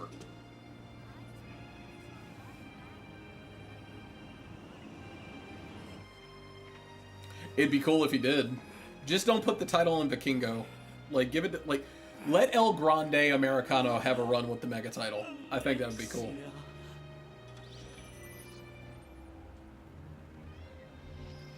Because El Grande Americano's a huge babyface in AAA. They fucking love him over there.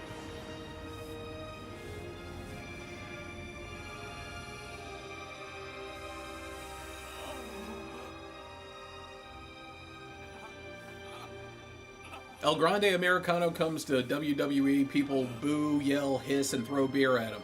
He goes to AAA, he's high-fiving kids and kissing babies.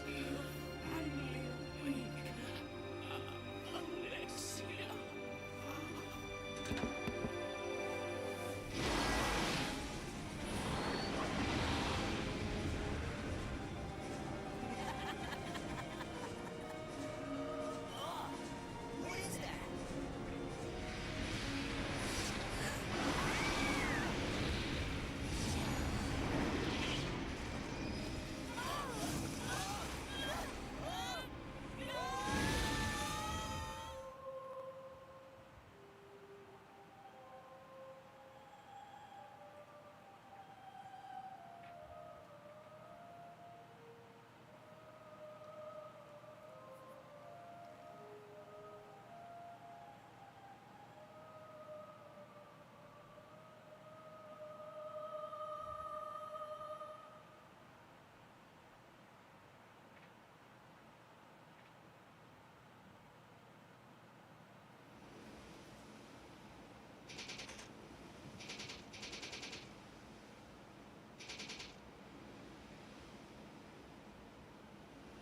Following up on a lead given to me by Leon has brought me here.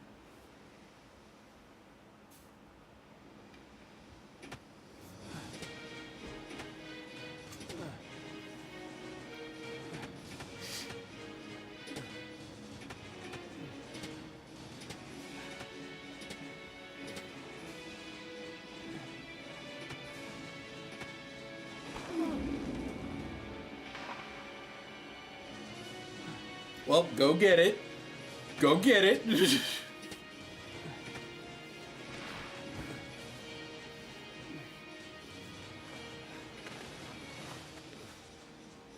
Claire. I'm coming to see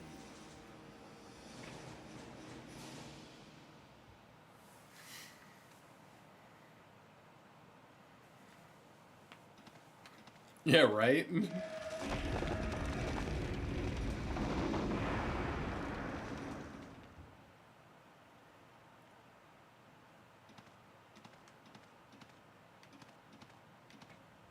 expect to find another living person left on this island.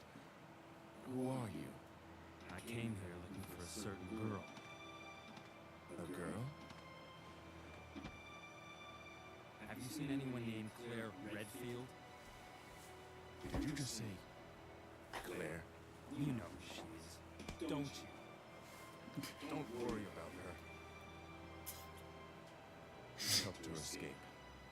Several planes took off from this island not long ago. While I can't say for certain, she was probably on one of them.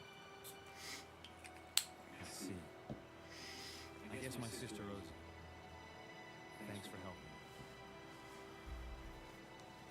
Everyone's gone. Maybe the only other person left. Go on. Follow your sister and get off this island.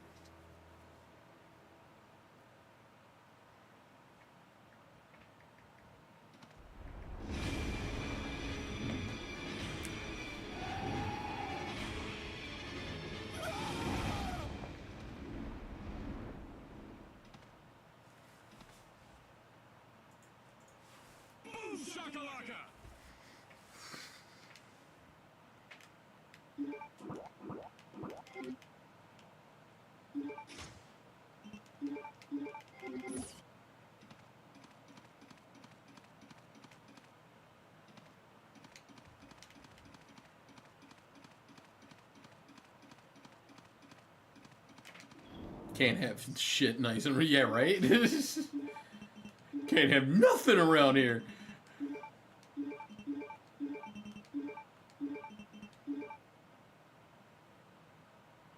I'm not really gonna need that.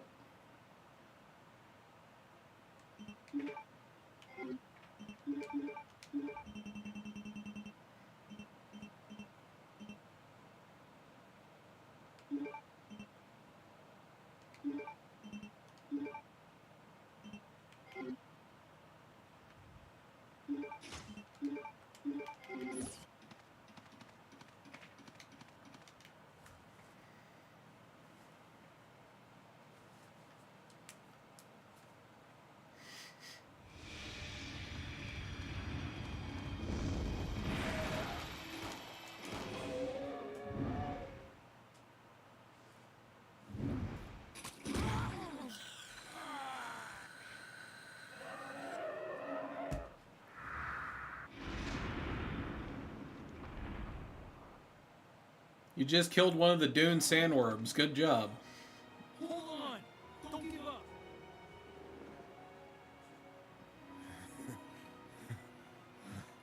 Looks like I can meet my family again. Here. Take this. What? She gave this to me as a token of thanks for saving her. I won't need it anymore. Take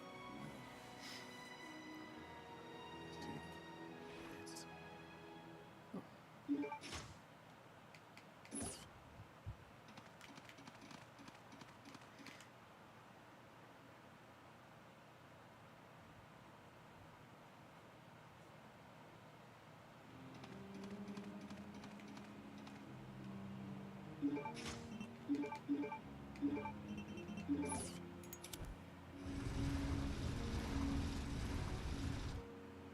Oh. Nah, won't be needing those. Actually, you know what? Why not? Let's have some fun.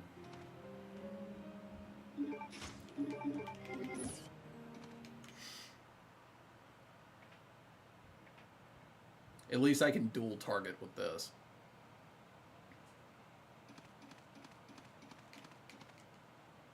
He's not breathing anymore.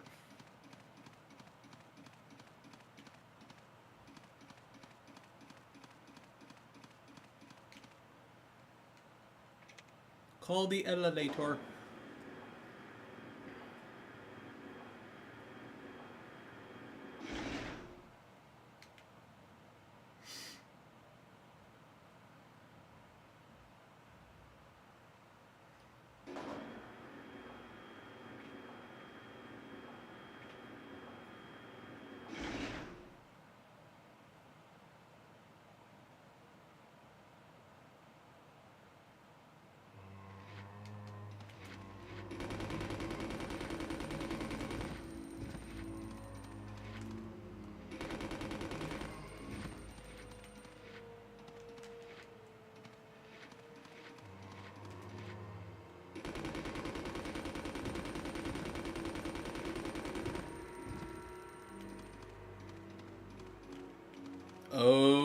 Stephanie Vicaire. Mm-hmm.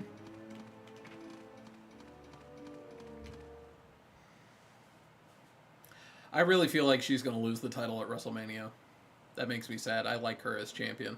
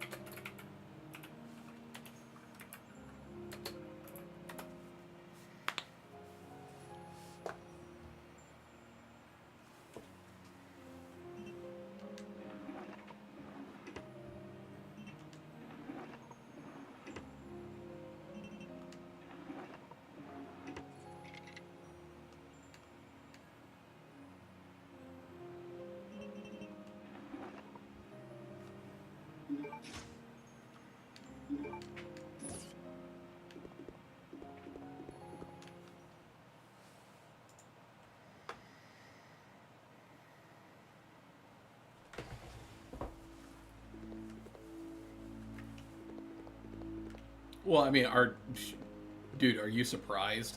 Like, would you honestly be surprised?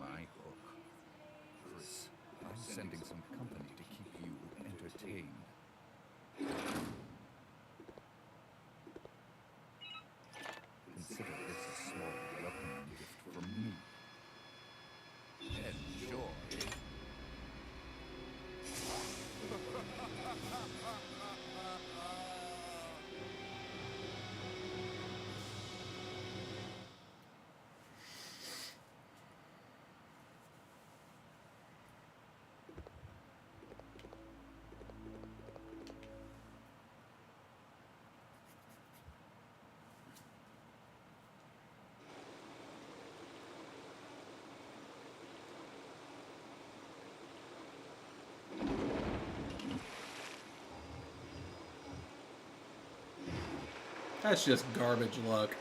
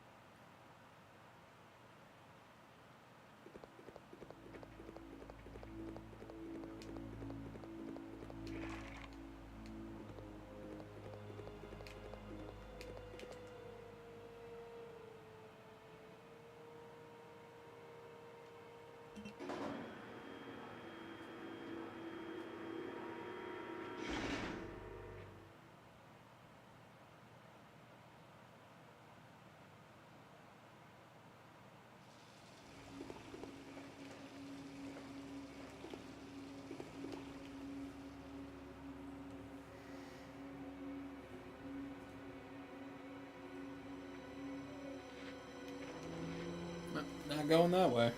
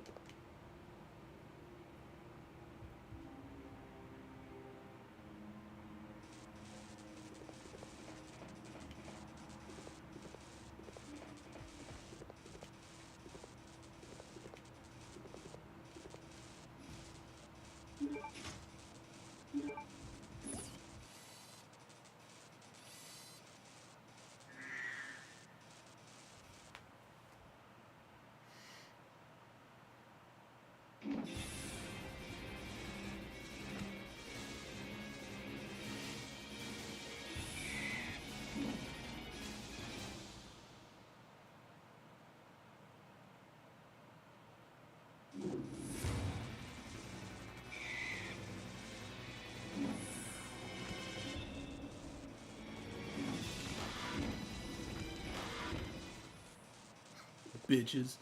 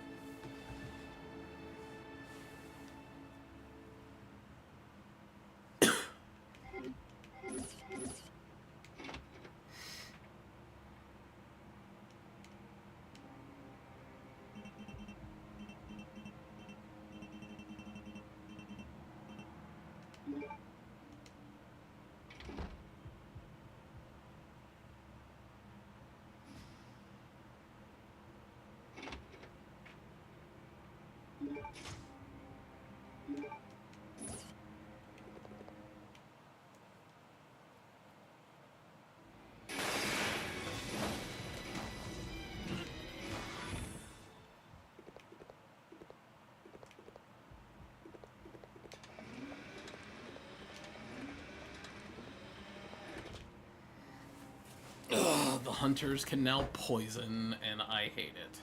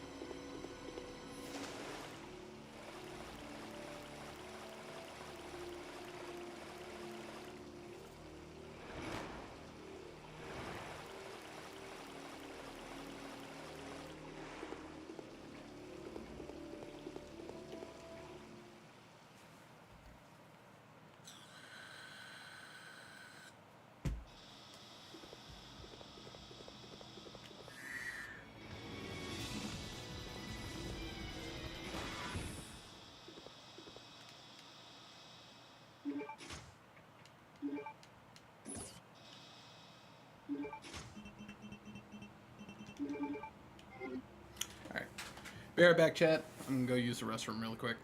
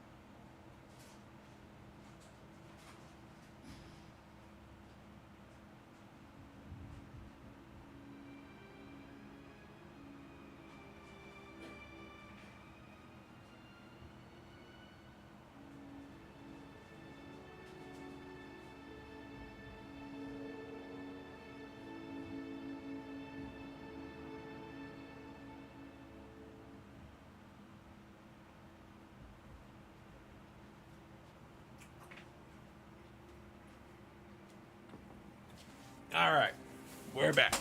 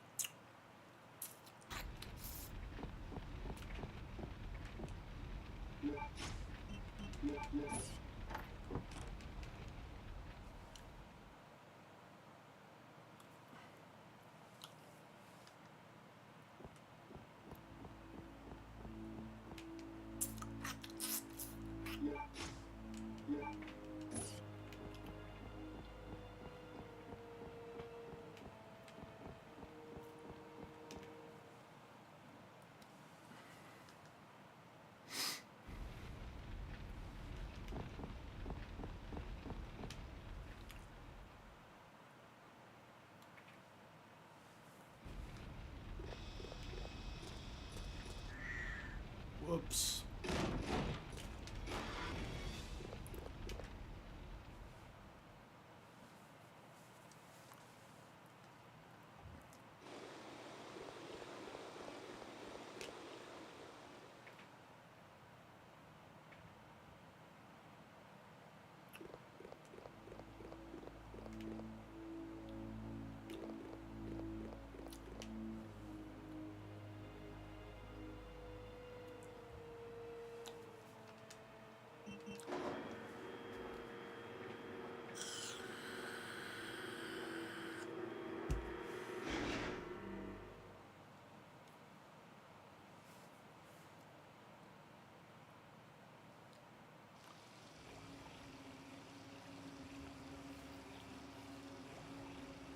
Nope. Need to go up one floor.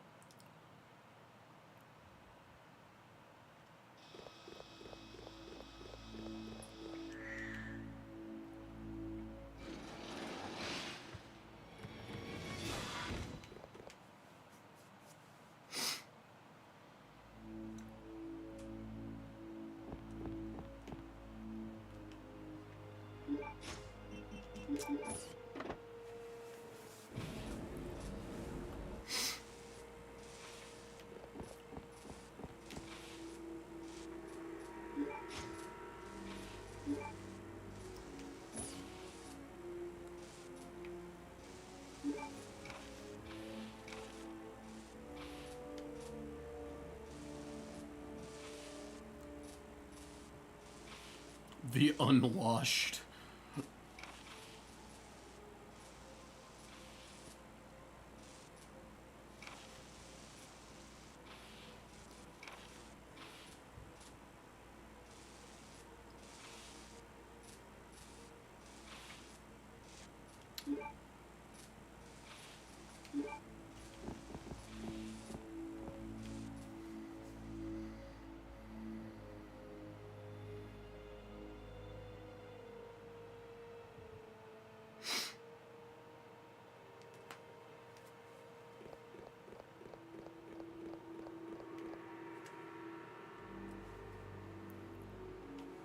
So this was a key to what?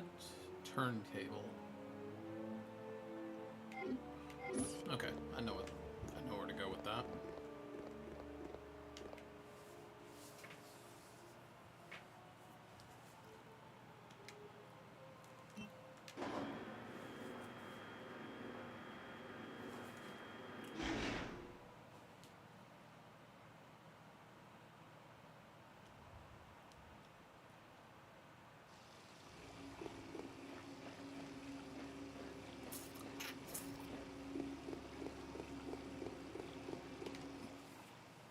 At least I think I do.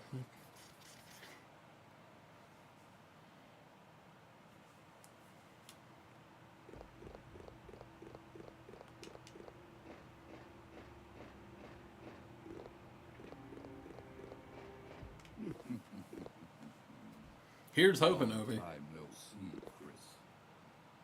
Wesker? Still alive? What are you doing here? I came for Alexia. Who? An organization hired me to capture her. Wait, you attacked the island.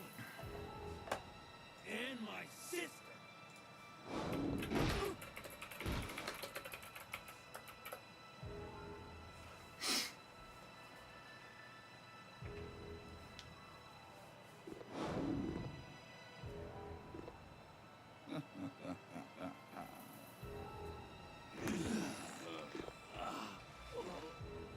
You have no idea how much I hate you.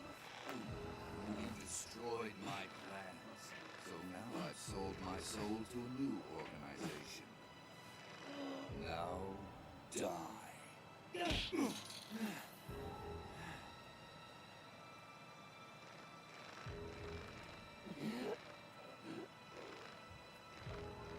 Here's a little secret, Chris. I figured out that your sister is now in the Antarctic with Alexia. It's too bad you won't be seeing her again.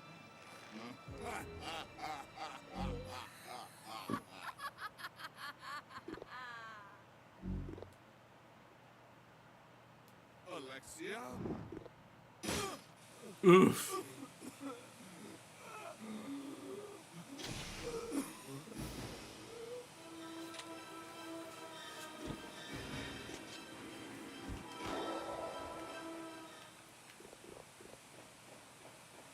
Dickhead Bandersnatches.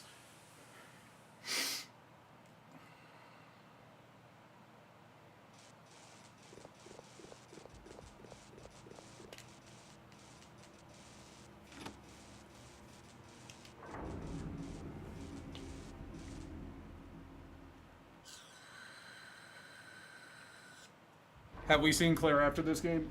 Yes. Yes, we have. One in a movie and one in a game.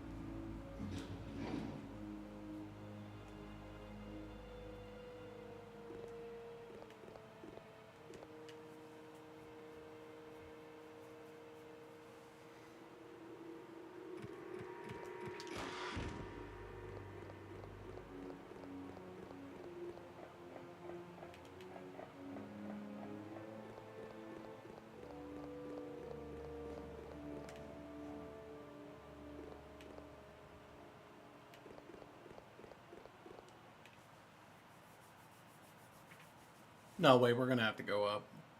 The bridge, yeah, bridge ain't there no more.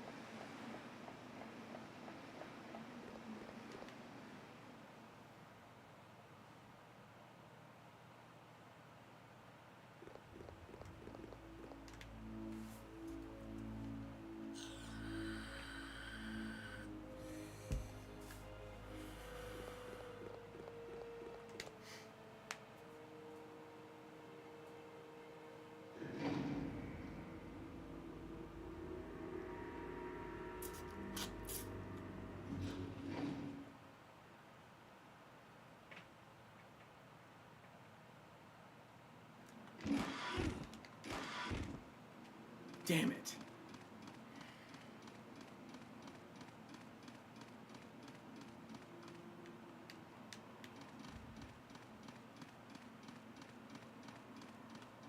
I don't know if I have another blue herb.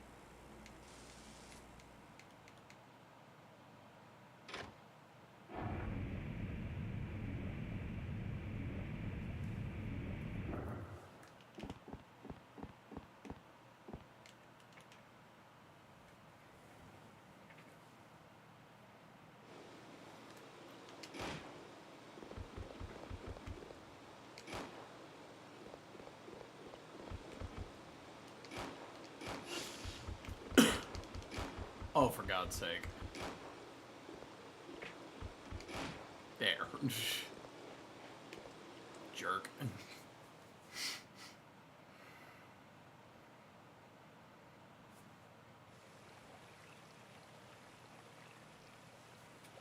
Oh, salvation.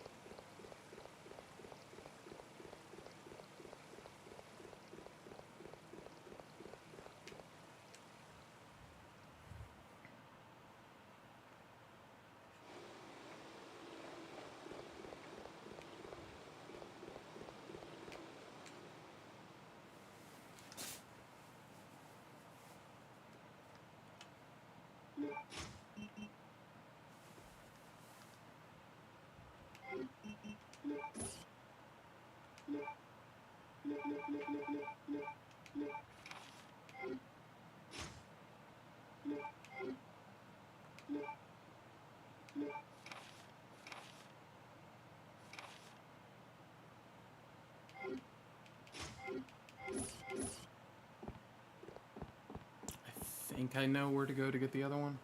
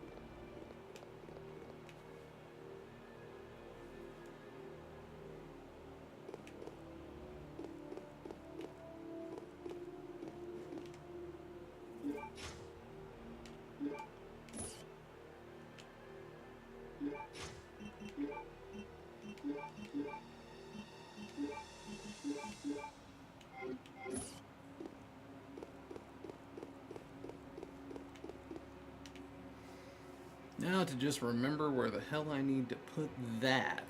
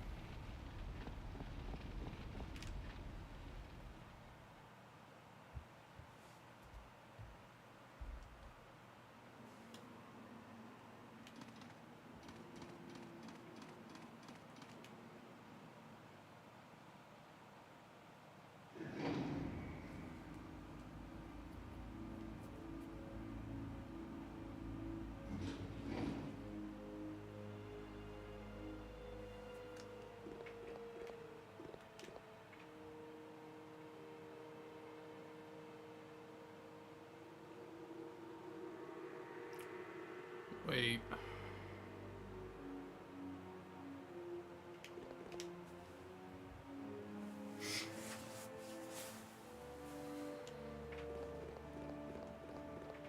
I think I gotta go back this way. We need to get to where the tank was.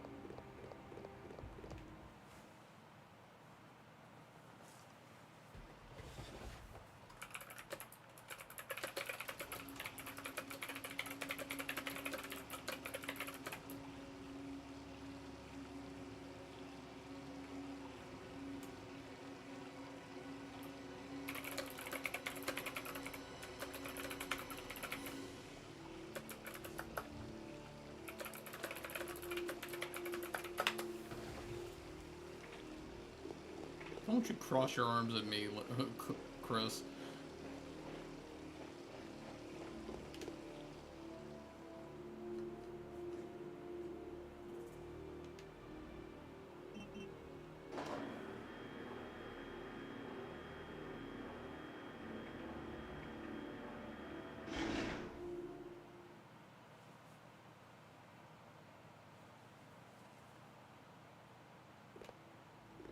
Alright, so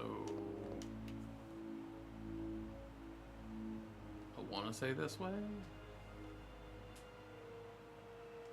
Yes. Alright, we're on the right track.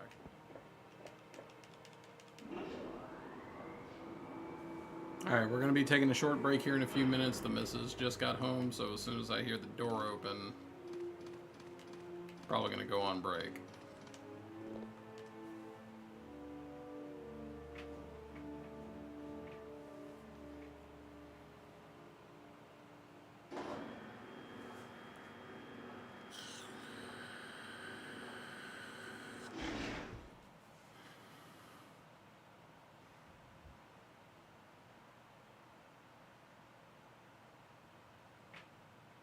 Nope, wrong door.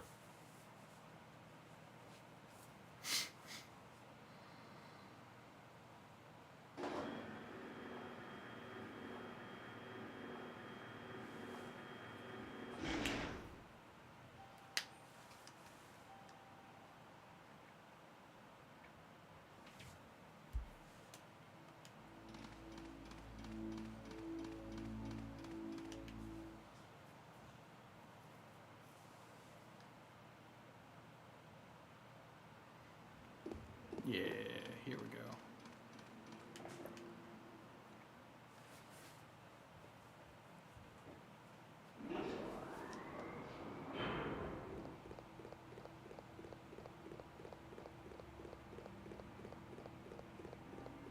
Perfect.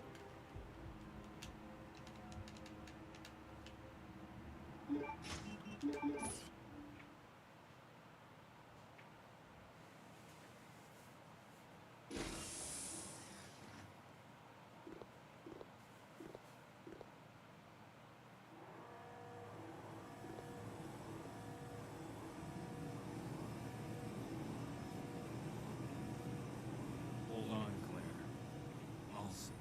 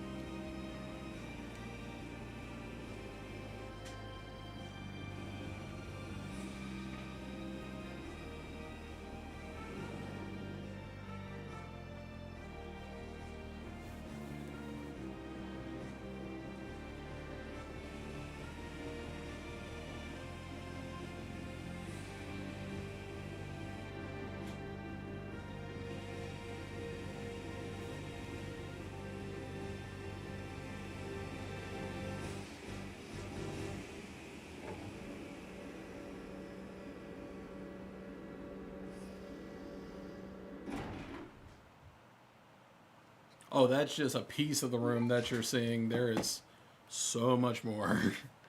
All right, chat. Be right back. I'll be back in a few minutes.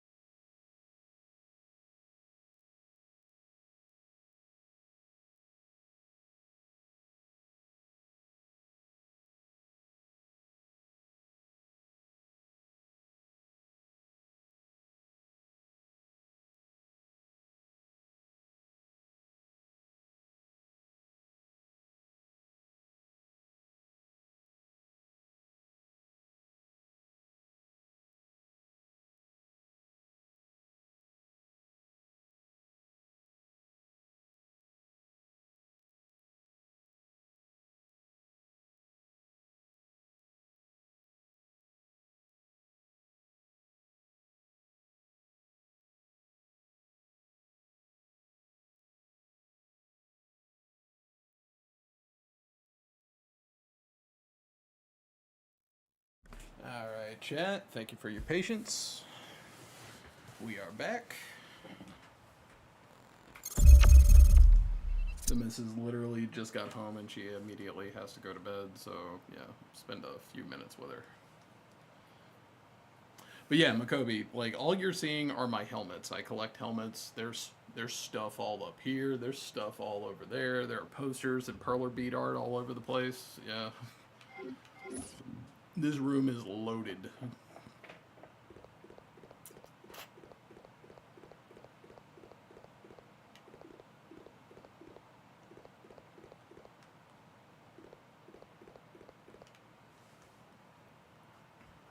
Alright, so we're in the Antarctic with Chris.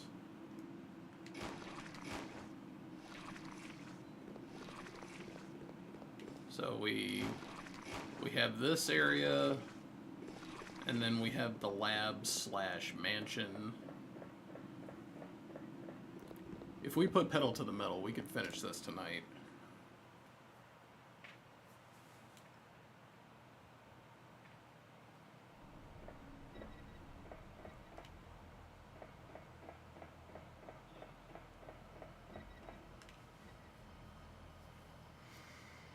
That way my suffering only lasts 2 days. You're waiting for a real-life statue of Goku. Damn, you got me beat. You definitely got me beat.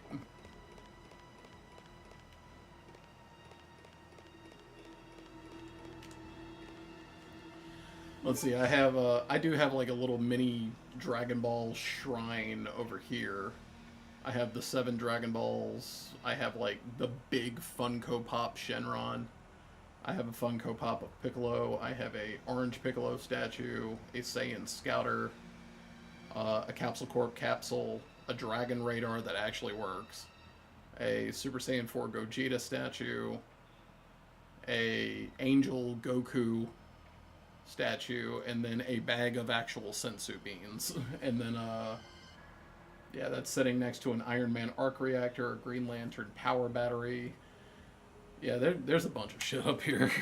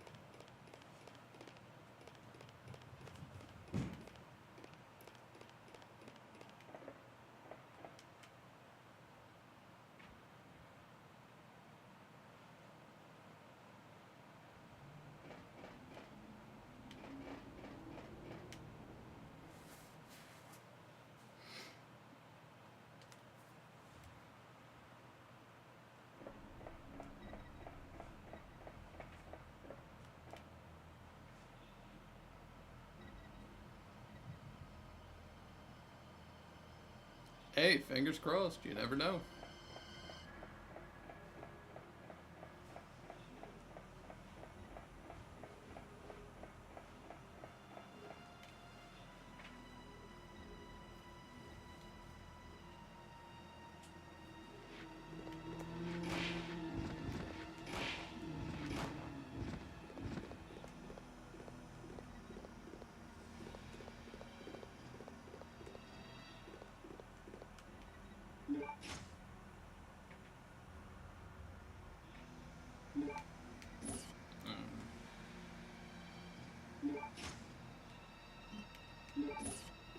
Don't need that.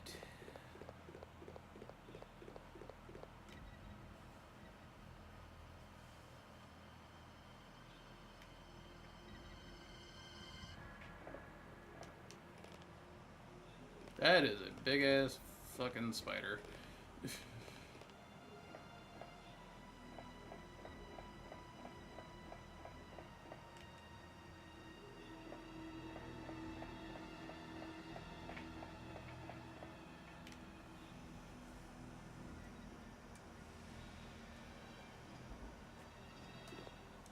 can't wait for tomorrow. Sleep in. I am not doing a damn thing tomorrow. Here?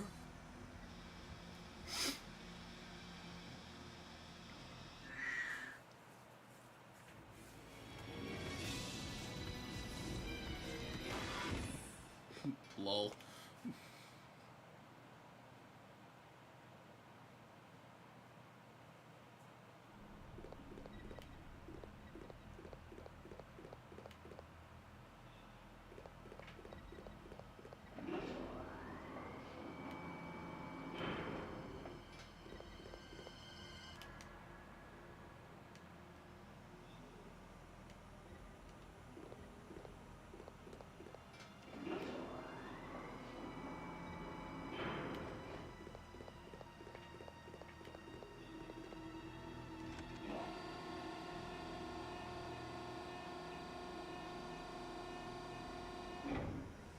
That's not gonna do no good. Claire has the damn fire extinguisher!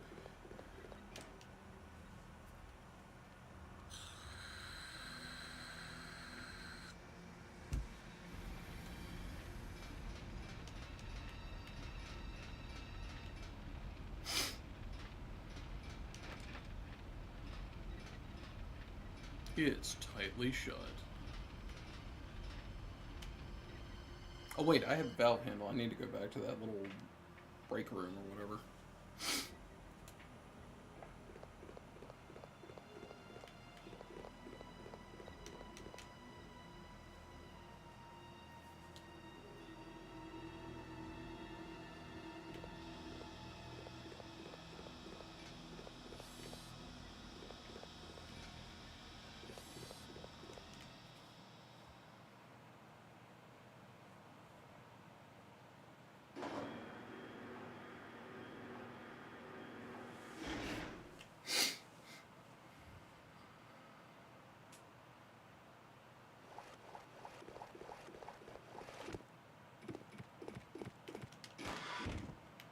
You kiss my ass with that shit.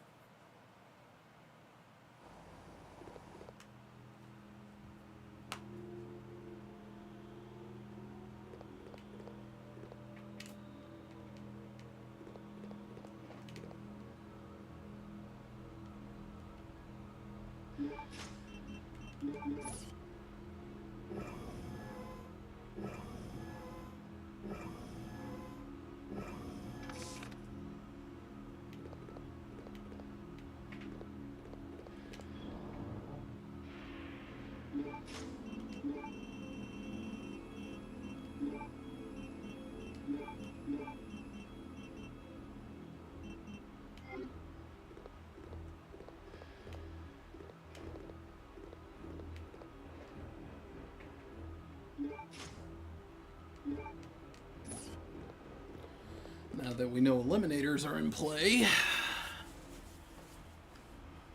Frickin' poisonous hunters. Christ.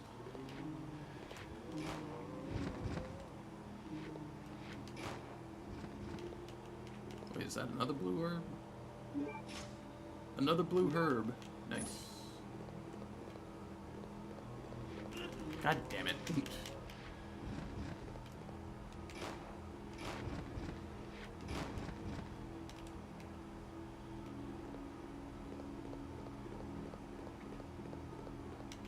Wait, I put the socket in, but I didn't turn the power on.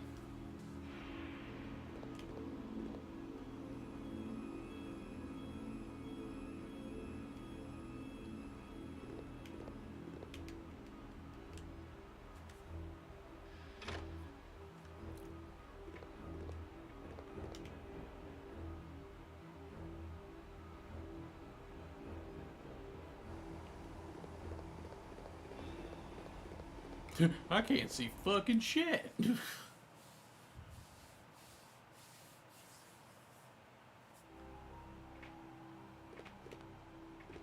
Oh, sweet merciful heavens, no.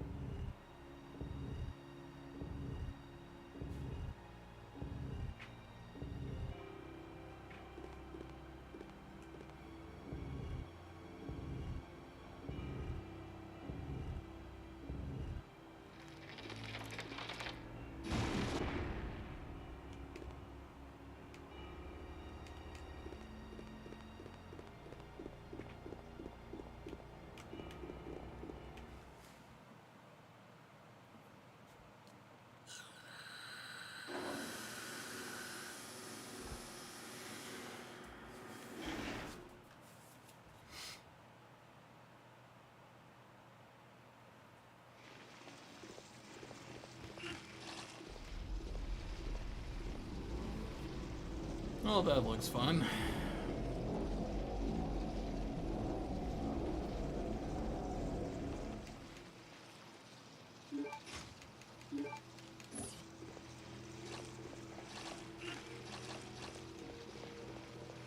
Squish, squish.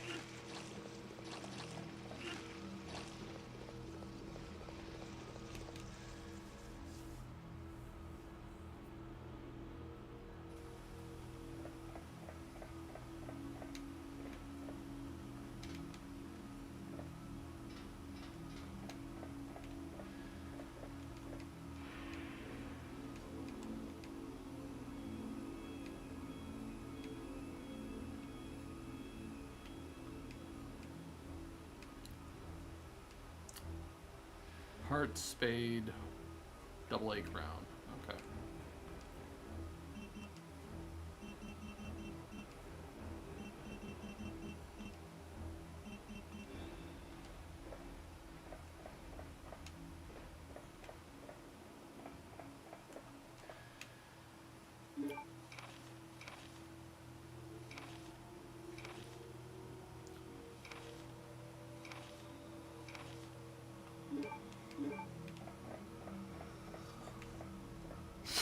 Alright, nothing to do in here yet.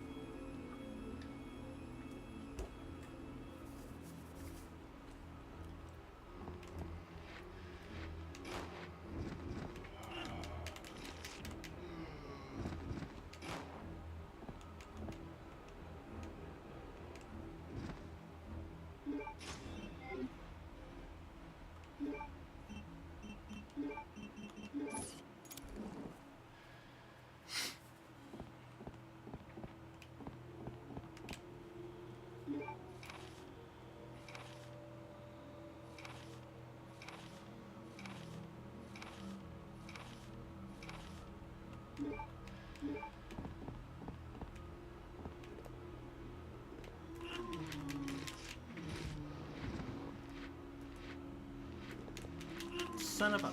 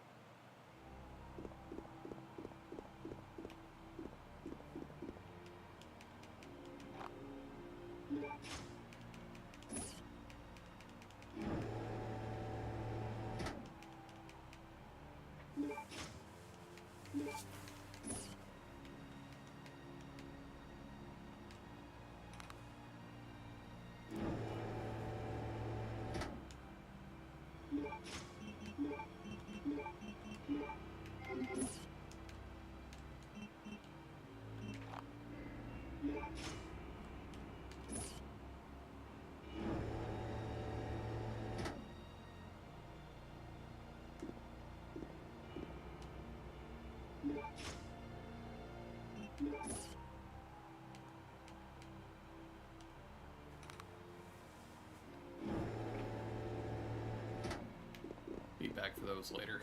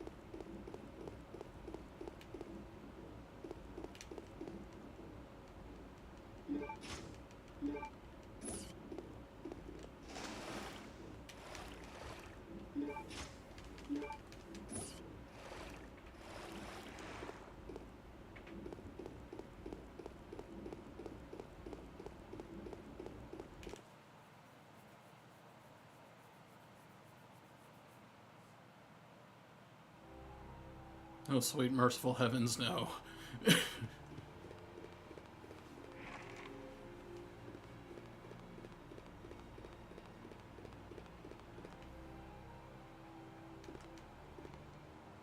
It's Claire. Oh, right, I need a knife.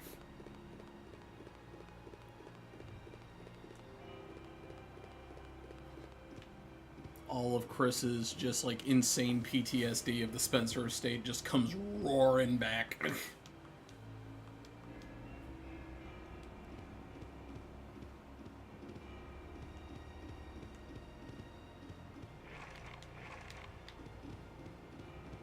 Oh, hey, a knife.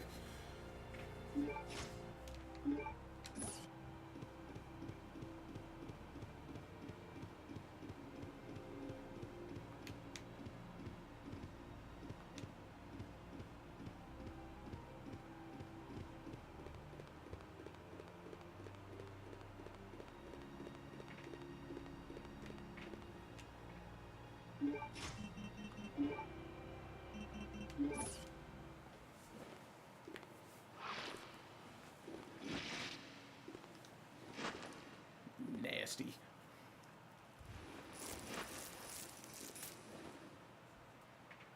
Claire. Don't say it like that. Don't make it weird. Chris. I missed you so much. I know. But we have to get out of here. Not yet. We have to find Steve. Who's Steve? He's a boy who escaped from that island with me. But then a monster attacked us and we got separated. So that means Steve is still somewhere in this base? I'm sure of it. Claire? What's wrong? I think I've been poisoned. Just hold on. I'll be right back.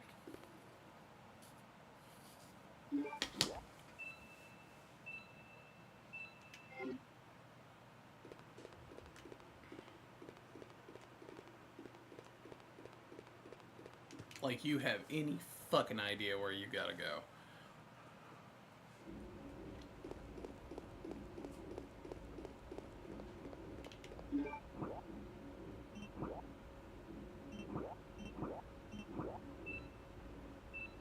Alright, Antarctic Transport Terminal B2.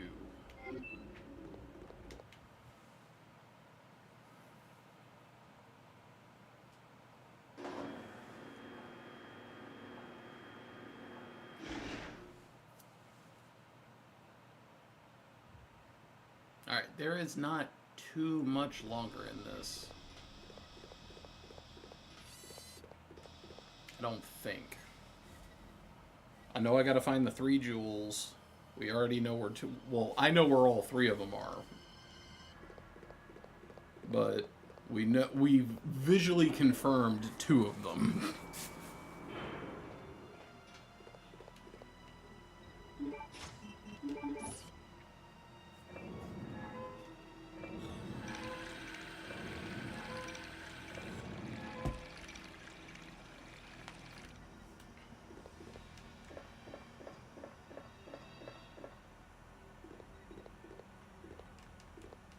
Please tell me that's the crane key. Thank you. God damn it. Dick. And of course I can't just step through the glass. No, we gotta go up the ladder and down the elevator again.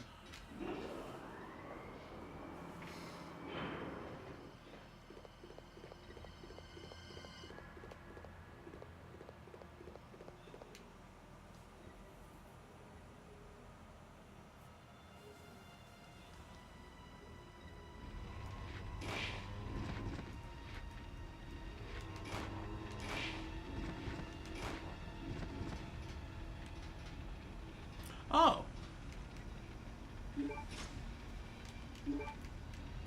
There we go. Alright, I need to find an item box.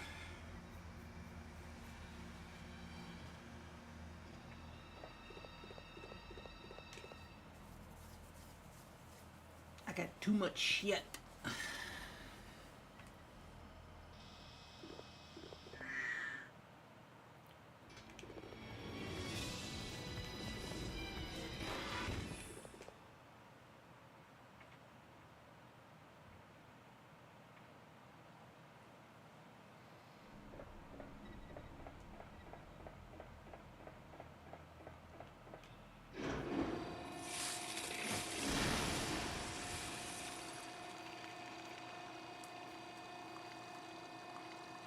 could have done this?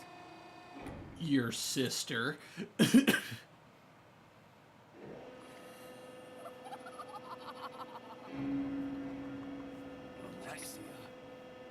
That is how I dispose of insignificant bugs, said the spider to the fly. How do you wish to die?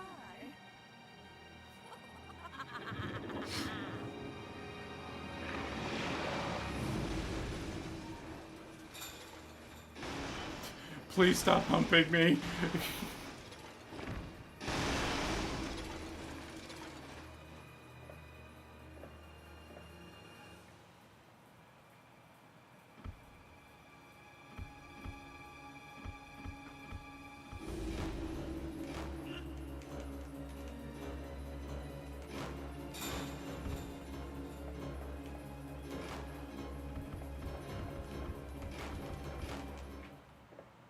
That was a giant spider.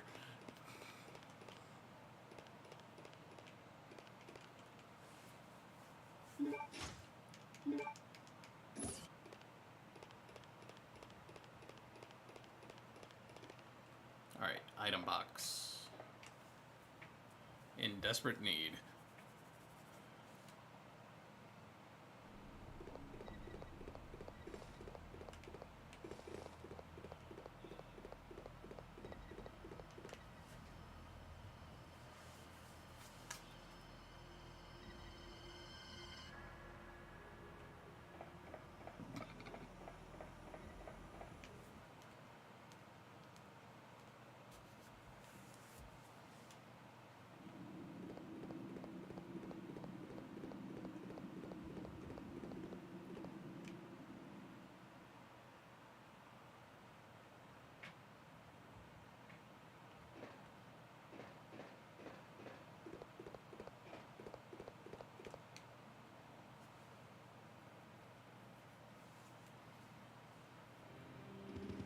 Ah, yes, thank you.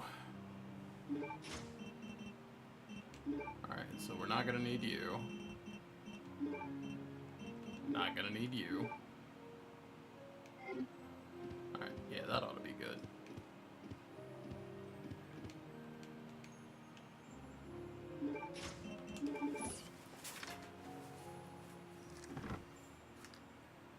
We are gonna need that.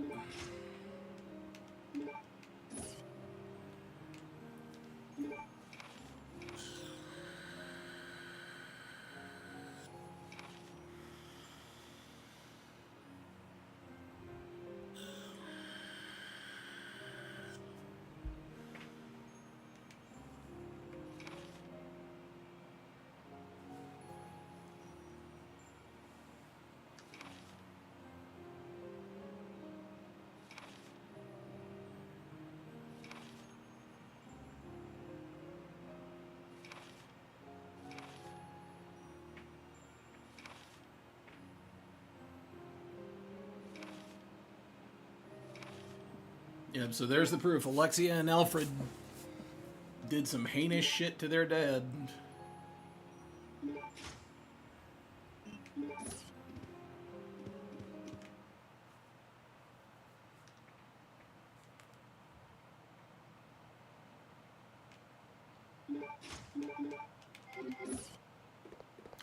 Basically, it was Alfred explaining how they basically tied down their father, experimented on him, and then locked him in the basement. So the thing with the tentacles that we just pulled out of the ice before killing the giant spider, that was their dad.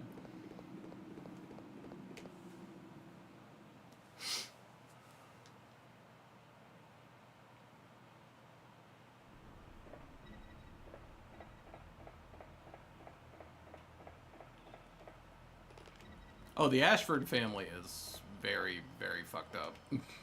Insanely fucked up.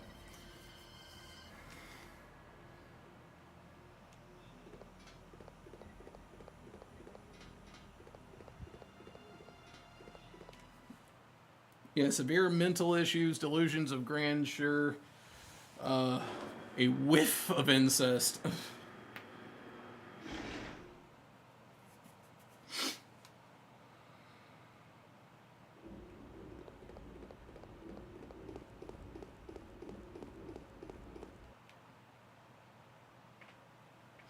All the more reason not to like this game.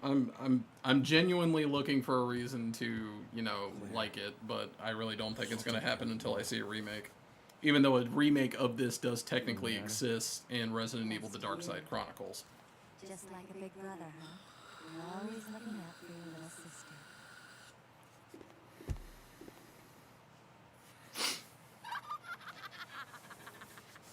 It's Alexia. Alexia? There really is an Alexia? Unfortunately. It is almost time you genetically inferior siblings. Who are you calling inferior? Let's go. No one would follow an uncharismatic boar like you.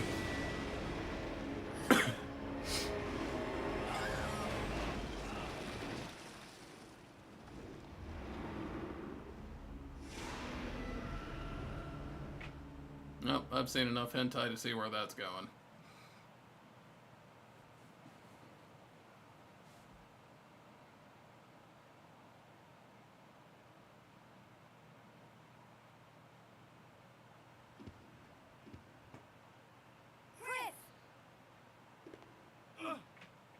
I'm okay, my sphincter broke my fall.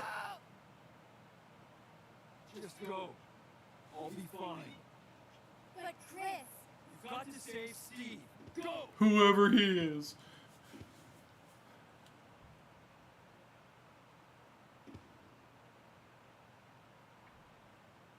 I don't know what Steve is, but it sounds immature and needy.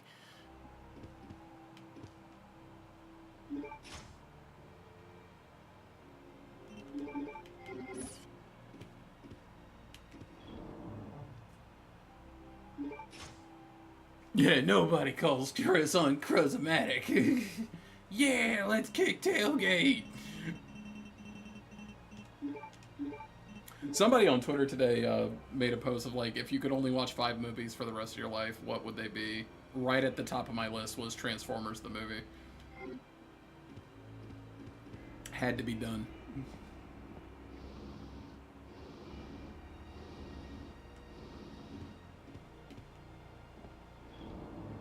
I wonder.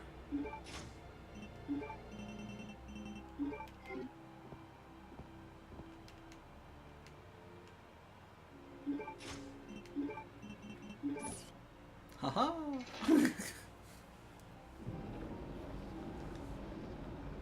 Too bad it's for shit I don't need.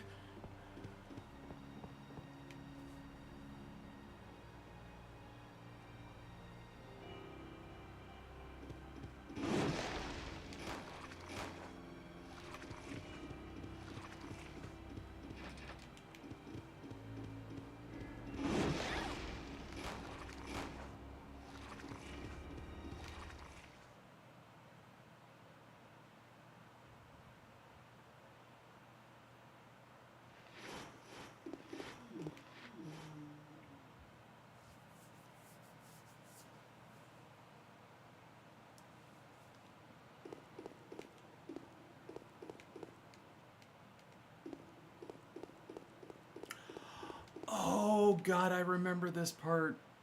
This part could very swiftly get us killed.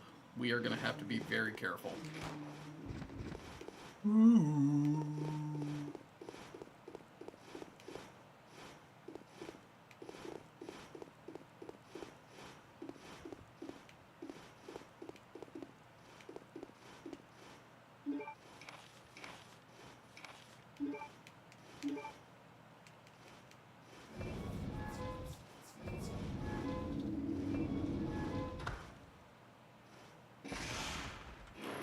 Yeah.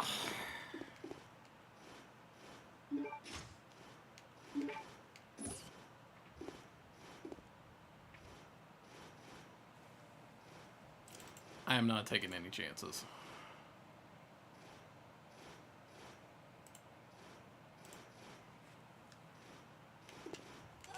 Yeah, that's precisely why.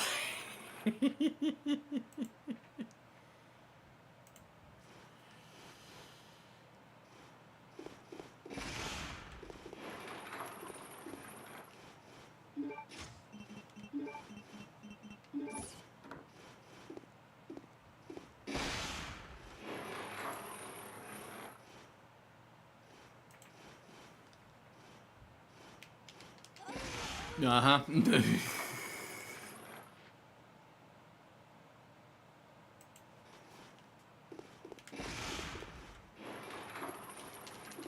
Ain't that some shit? There we go. We're good now.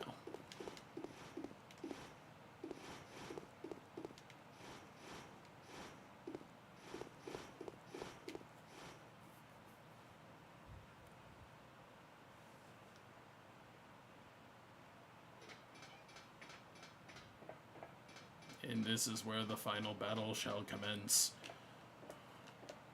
Alright, so we are getting very close to the end.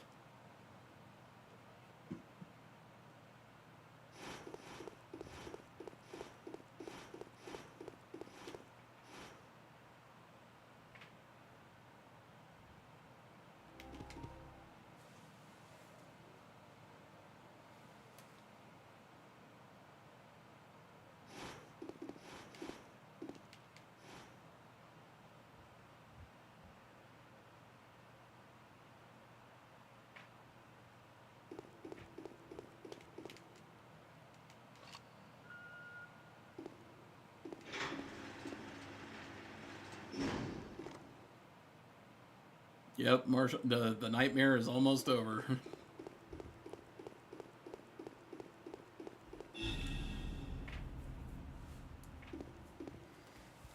Steve?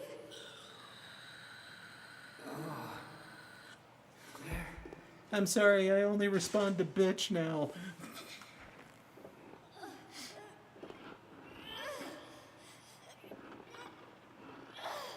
Oh, I can't do it. Who did this to you?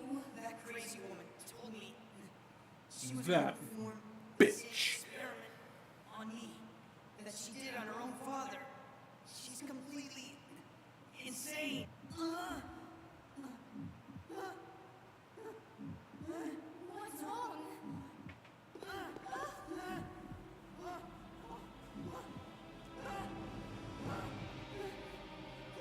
Like, I don't like Steve, but I do sympathize for him. He's only 17.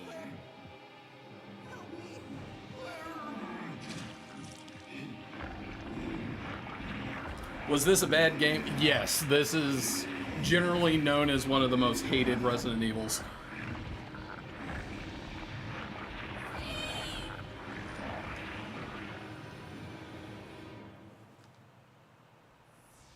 The only reason I'm playing it in the marathon is because my chat made me. For continuity's sake. Like, if you played 5, this game explains why Wesker is all superhuman in 5.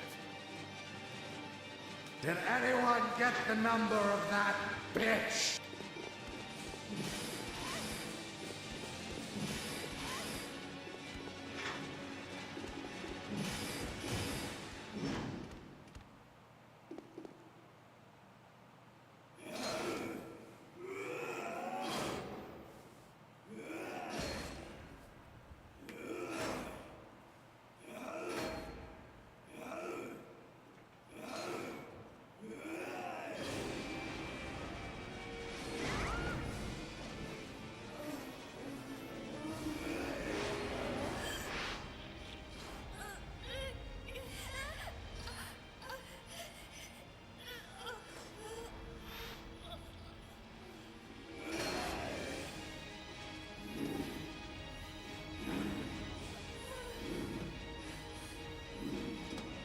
It is very sexual.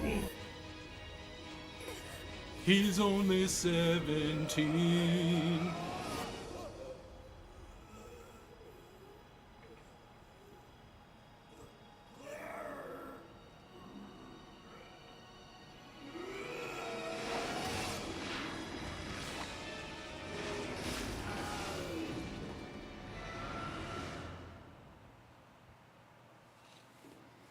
Oh, Steve.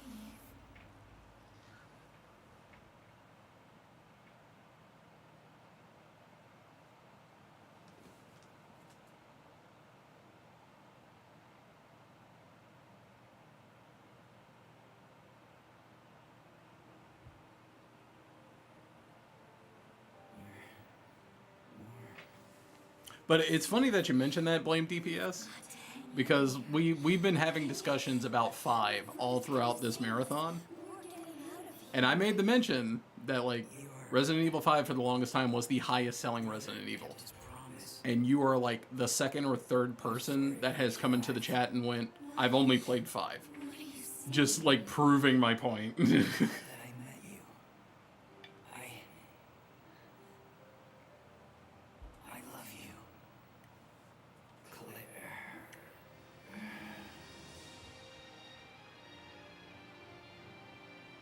Steve? Steve? Steve?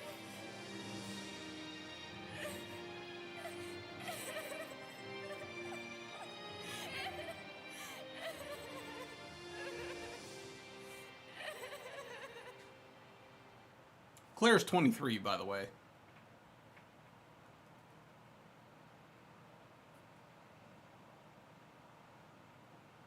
Oh, it's legit. Oh, okay. At last, I found you, Alexia. Come with me. Wesker does have a badass moment here. You're responsible for the creation of the T. Veronica virus. And now the only Extra thick! in your body. I want it. Now. I want your body. You are not worthy of its power.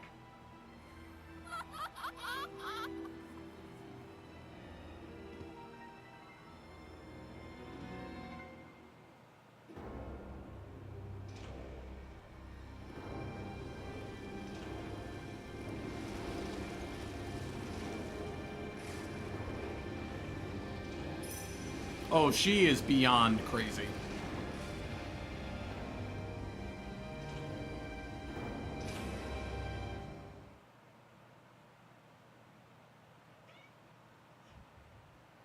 Like, she is batshit insane.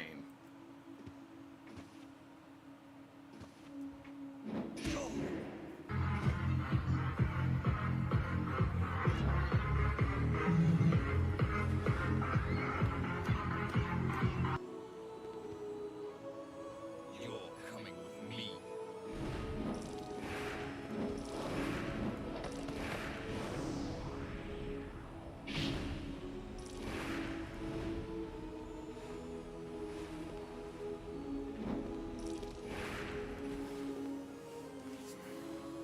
Chris.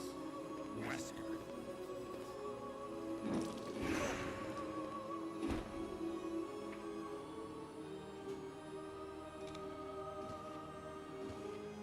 Chris, since you're one of my best men, I'll let you handle this.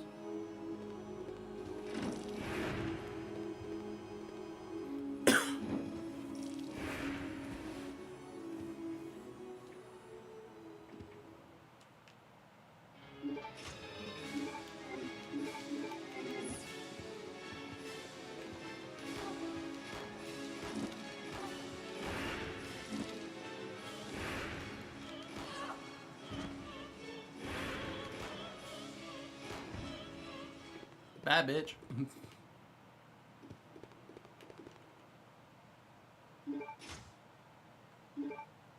Something like that, yeah.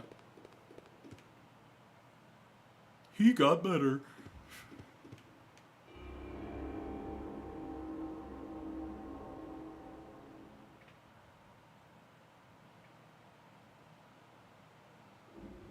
Alright, so we have the red jewel, we have the green jewel, we need the blue jewel, which we get from the tiger statue.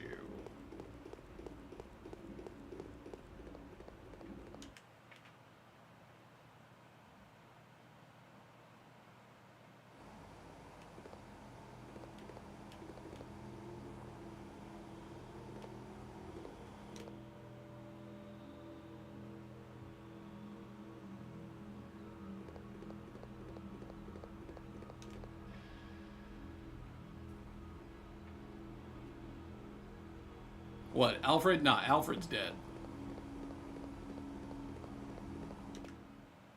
Yeah, Alfred is straight up dead. When Alexia shows up, that's when, like, yeah, you don't see Alfred anymore.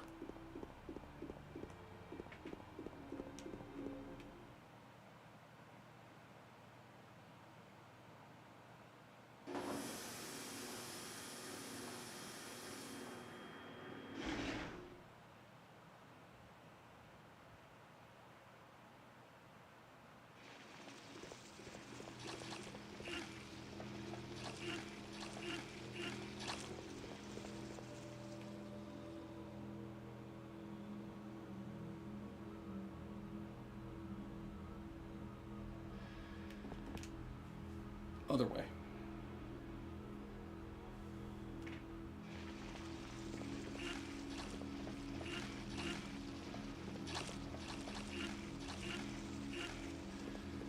Fucking ants.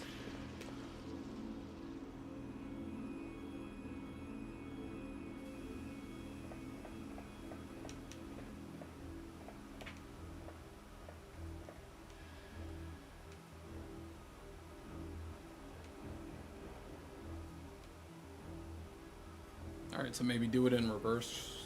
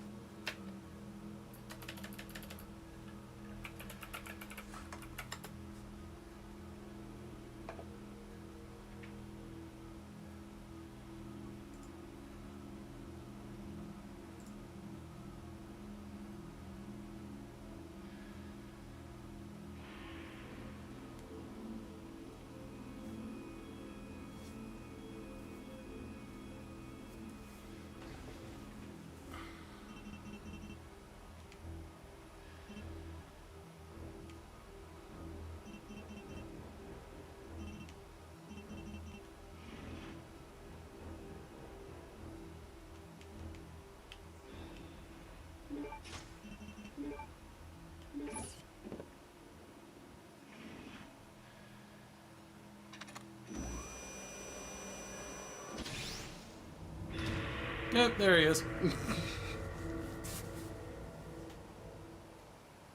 And that's the final jewel we need.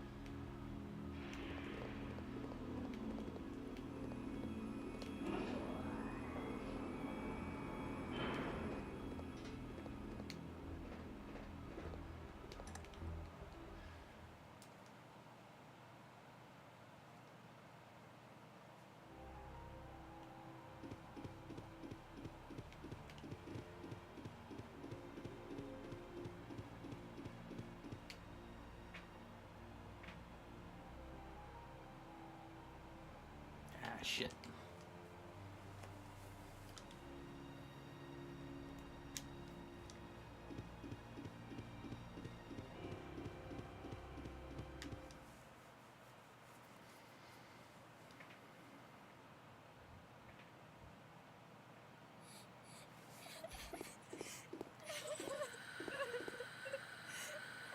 Claire? Is that you, Claire? Chris? No! Door won't open. Hey, is Steve with you? Steve's dead.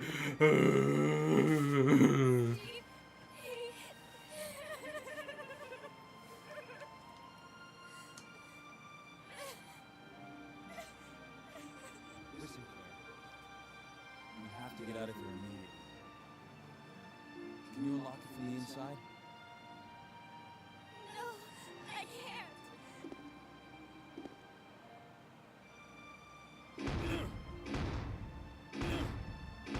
Chris, there should be a self-destruct system somewhere. If you activate it, all the electronic locks might be deactivated. It was in that moment Chris realized that he needed to be strong enough to punch boulders.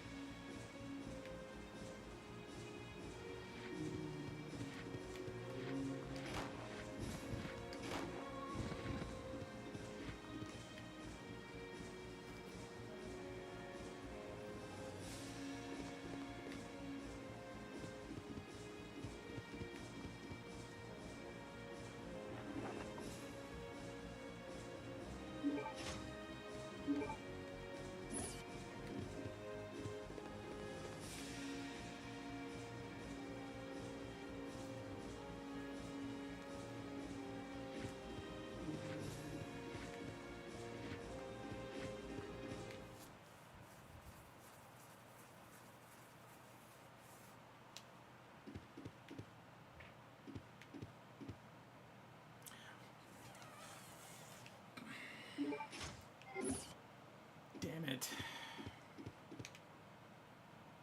I need to go get those jewels.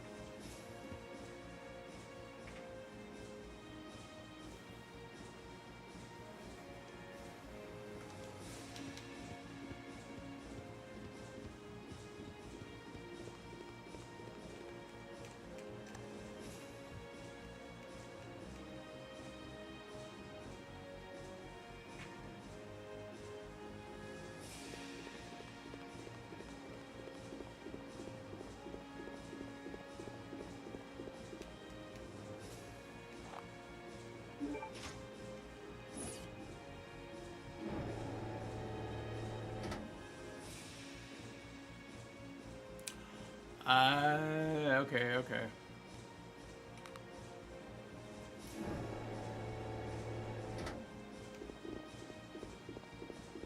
We need to cut the power.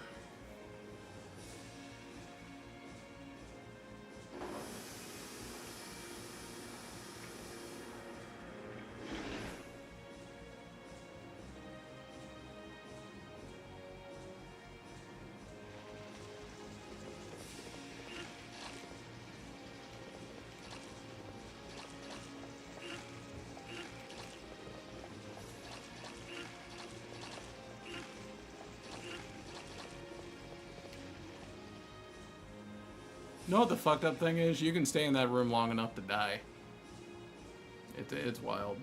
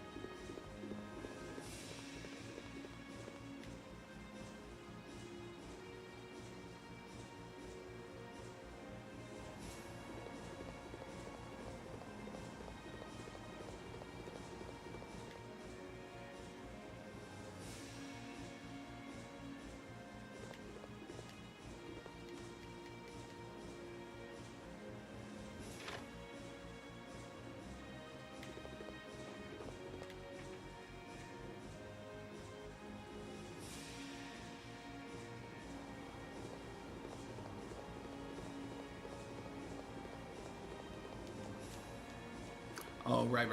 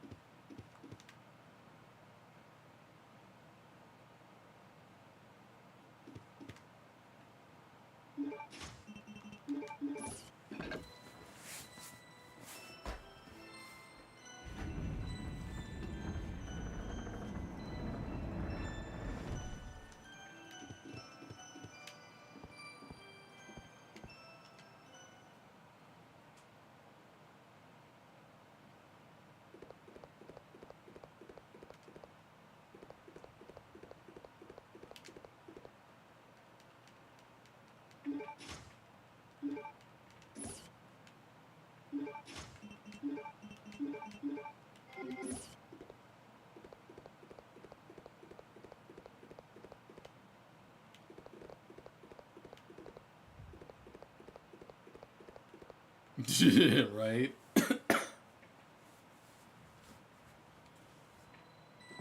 Bunch of little assholes.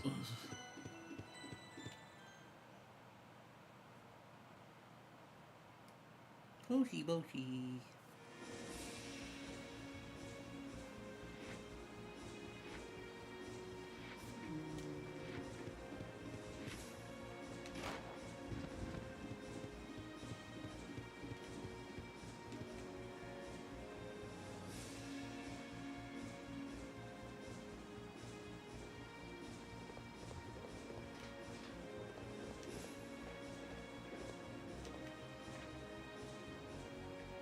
Boshi boshi.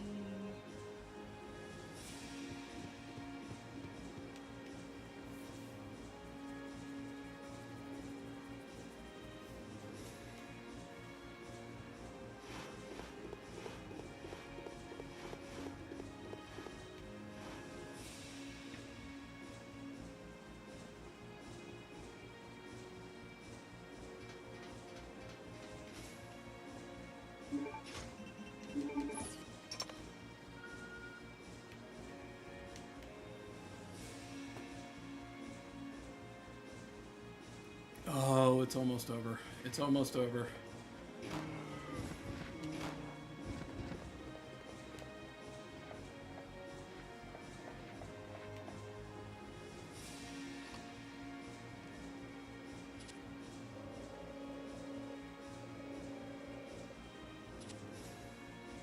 I'm sorry, security code?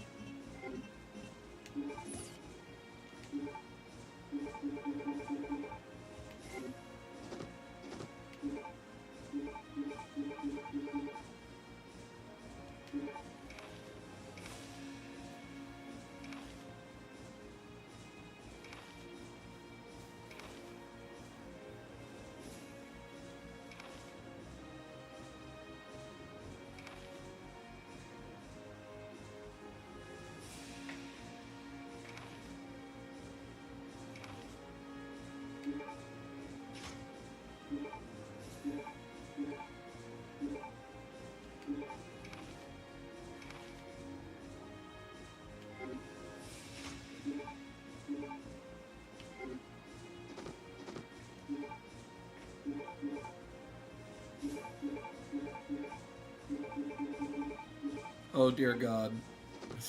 I don't remember the password.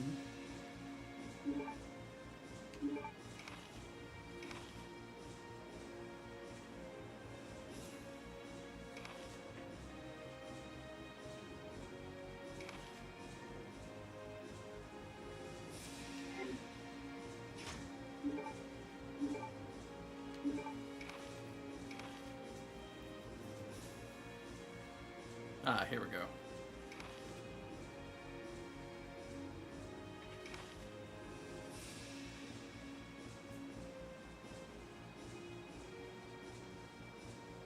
Oh, okay.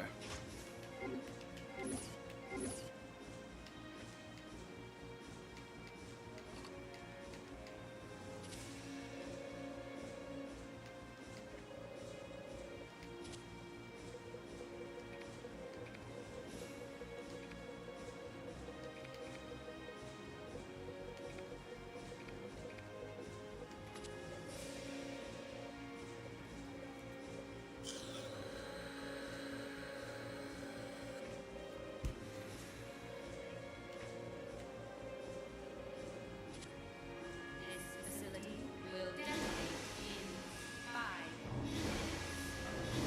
All doors are now unlocked.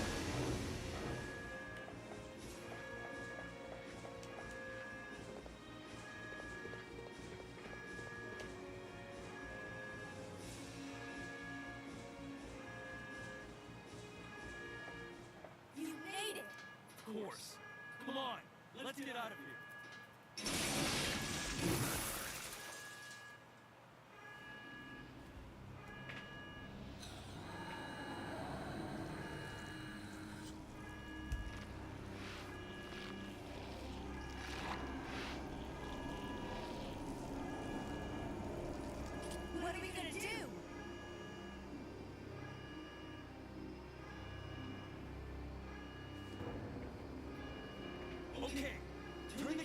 clockwise, simultaneously on 3.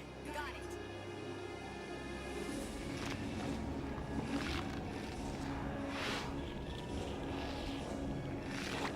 One, 2, 3.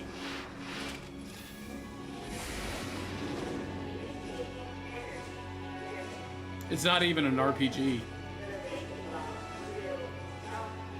It's an energy launcher.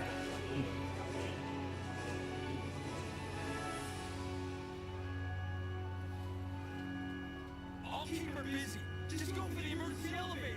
Chris, but I can take care of this. Just go. You'll see when I shoot it. you have to make it. Don't die on me.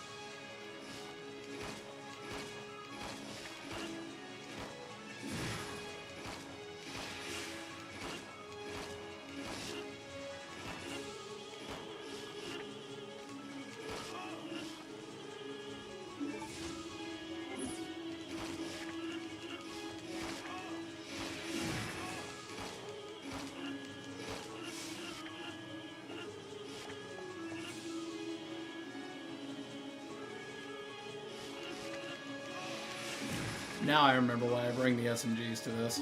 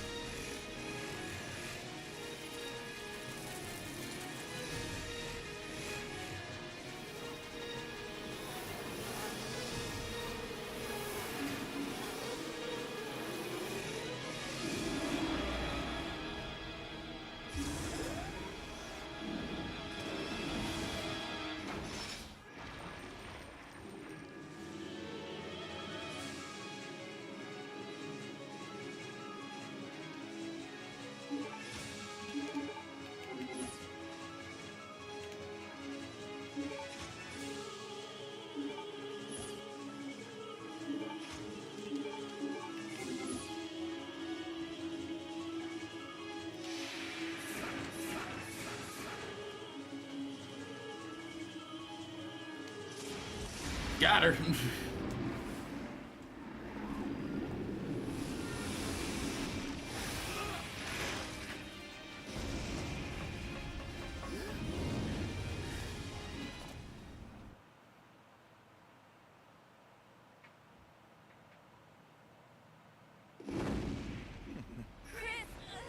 Move. Claire! No! Chris about to get the shit beat out of him.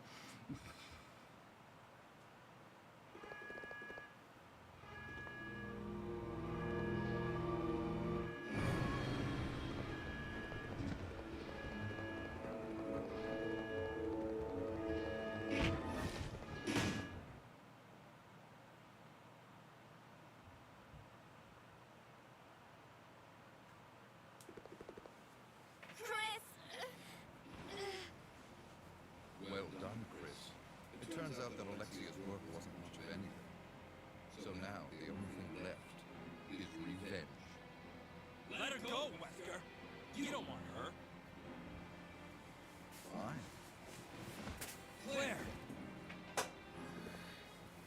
whoop your ass, Chris. Today is a good day.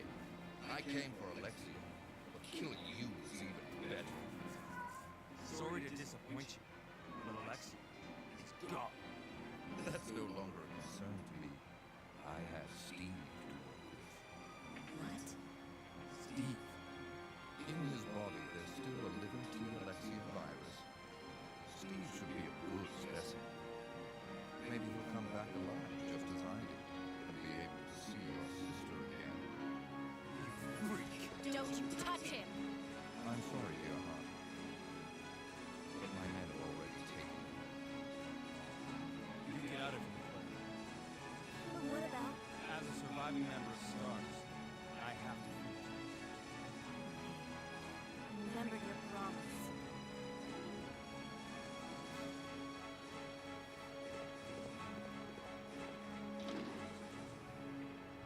I'll end this once and for all. Say hello to my comrades who I've killed. I don't know where you get your confidence, Chris.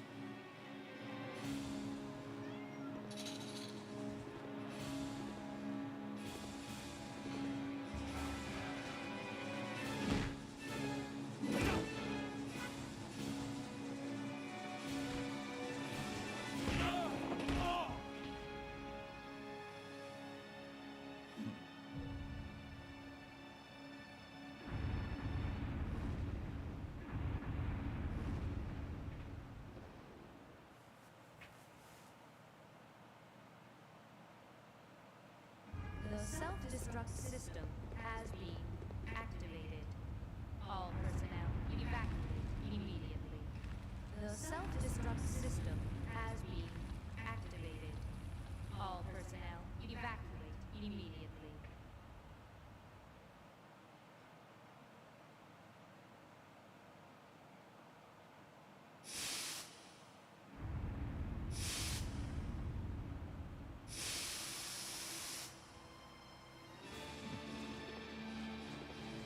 Meanwhile, Chris is receiving the beating of his life. Sure,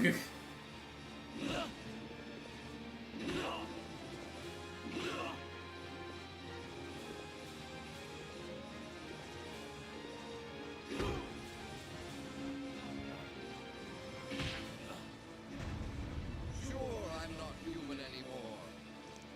But just look at the power I've gained. Raw ass down too.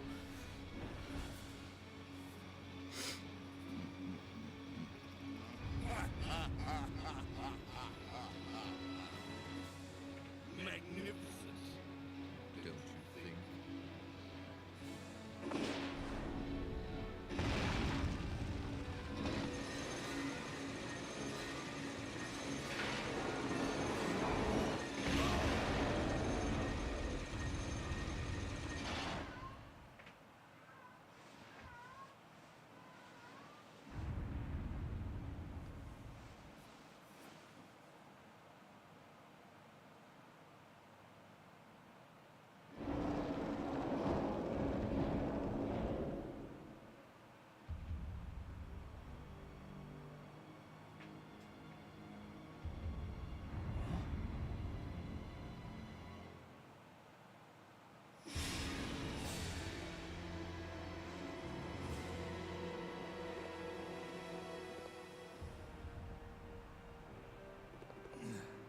Oh, we got him winded.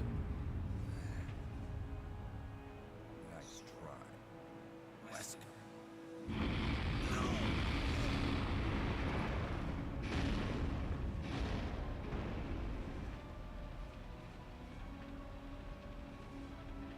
Today's your lucky day. Next time we meet, don't count on another. Next time. Until we meet again. In about 15 years.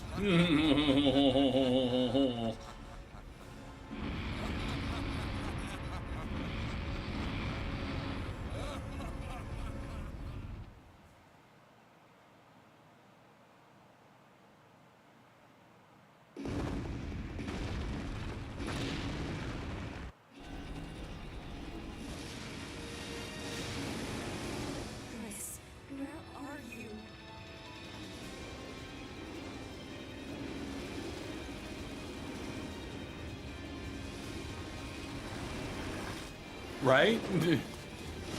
Self-destruct sequences in Resident Evil run on Dragon Ball time.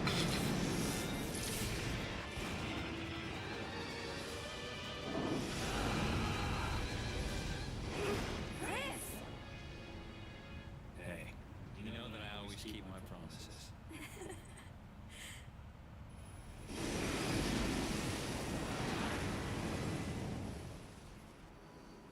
Why is your arm broken in 5 places? I don't want to talk about it.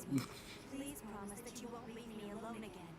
I'm sorry, Claire, but it's not over yet. There's still something we've got to do.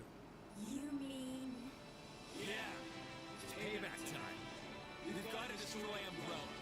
Now, let's finish this once and for all.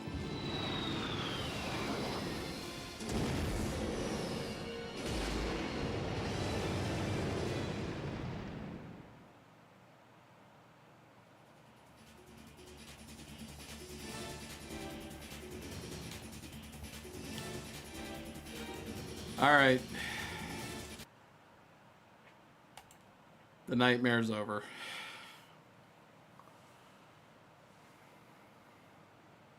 Code Veronica's done. And we never have to look at it again. Oh, thank God. That game was ass. Oh, it was so ass. So ass. Alright, so that means Saturday.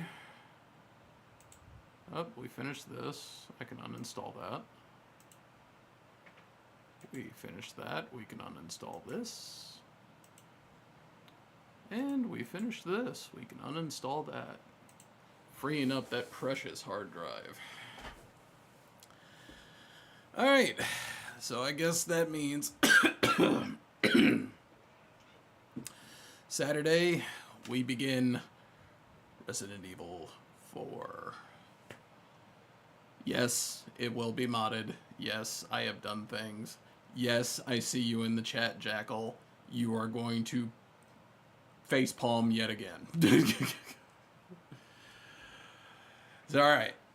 Appreciate everybody coming in and hanging out. Also, I finished that at work today. Fantastic game. Pick up Guacamelee if you haven't. I can uninstall that too. But alright. No stream tomorrow. I am taking a me day. So we will be back Saturday after I get off work, and we will begin Resident Evil 4. So 0, 1, 2, 3, Code Veronica are all done. That's 5 games down, which leaves 4, 5, 6, 7, 8, 9, and Revelations 1 and 2. So 8 games to go. But the rest of it should be a smooth ride. With some very enjoyable games. Code Veronica was going to be the worst part of this marathon. I knew that going in. It was going to be the worst part. Unfortunately, the only way to show you the actual downfall of Umbrella is to do the Umbrella Chronicles. And, yeah, we're not going to do that. So if you want to see the downfall of Umbrella, go YouTube it or some shit. I'm not doing a light gun game for the marathon. Sitting here looking at a 65-inch TV with God knows how much delay with a little Wiimote just doing this shit. No, we're not doing that. We are not doing that.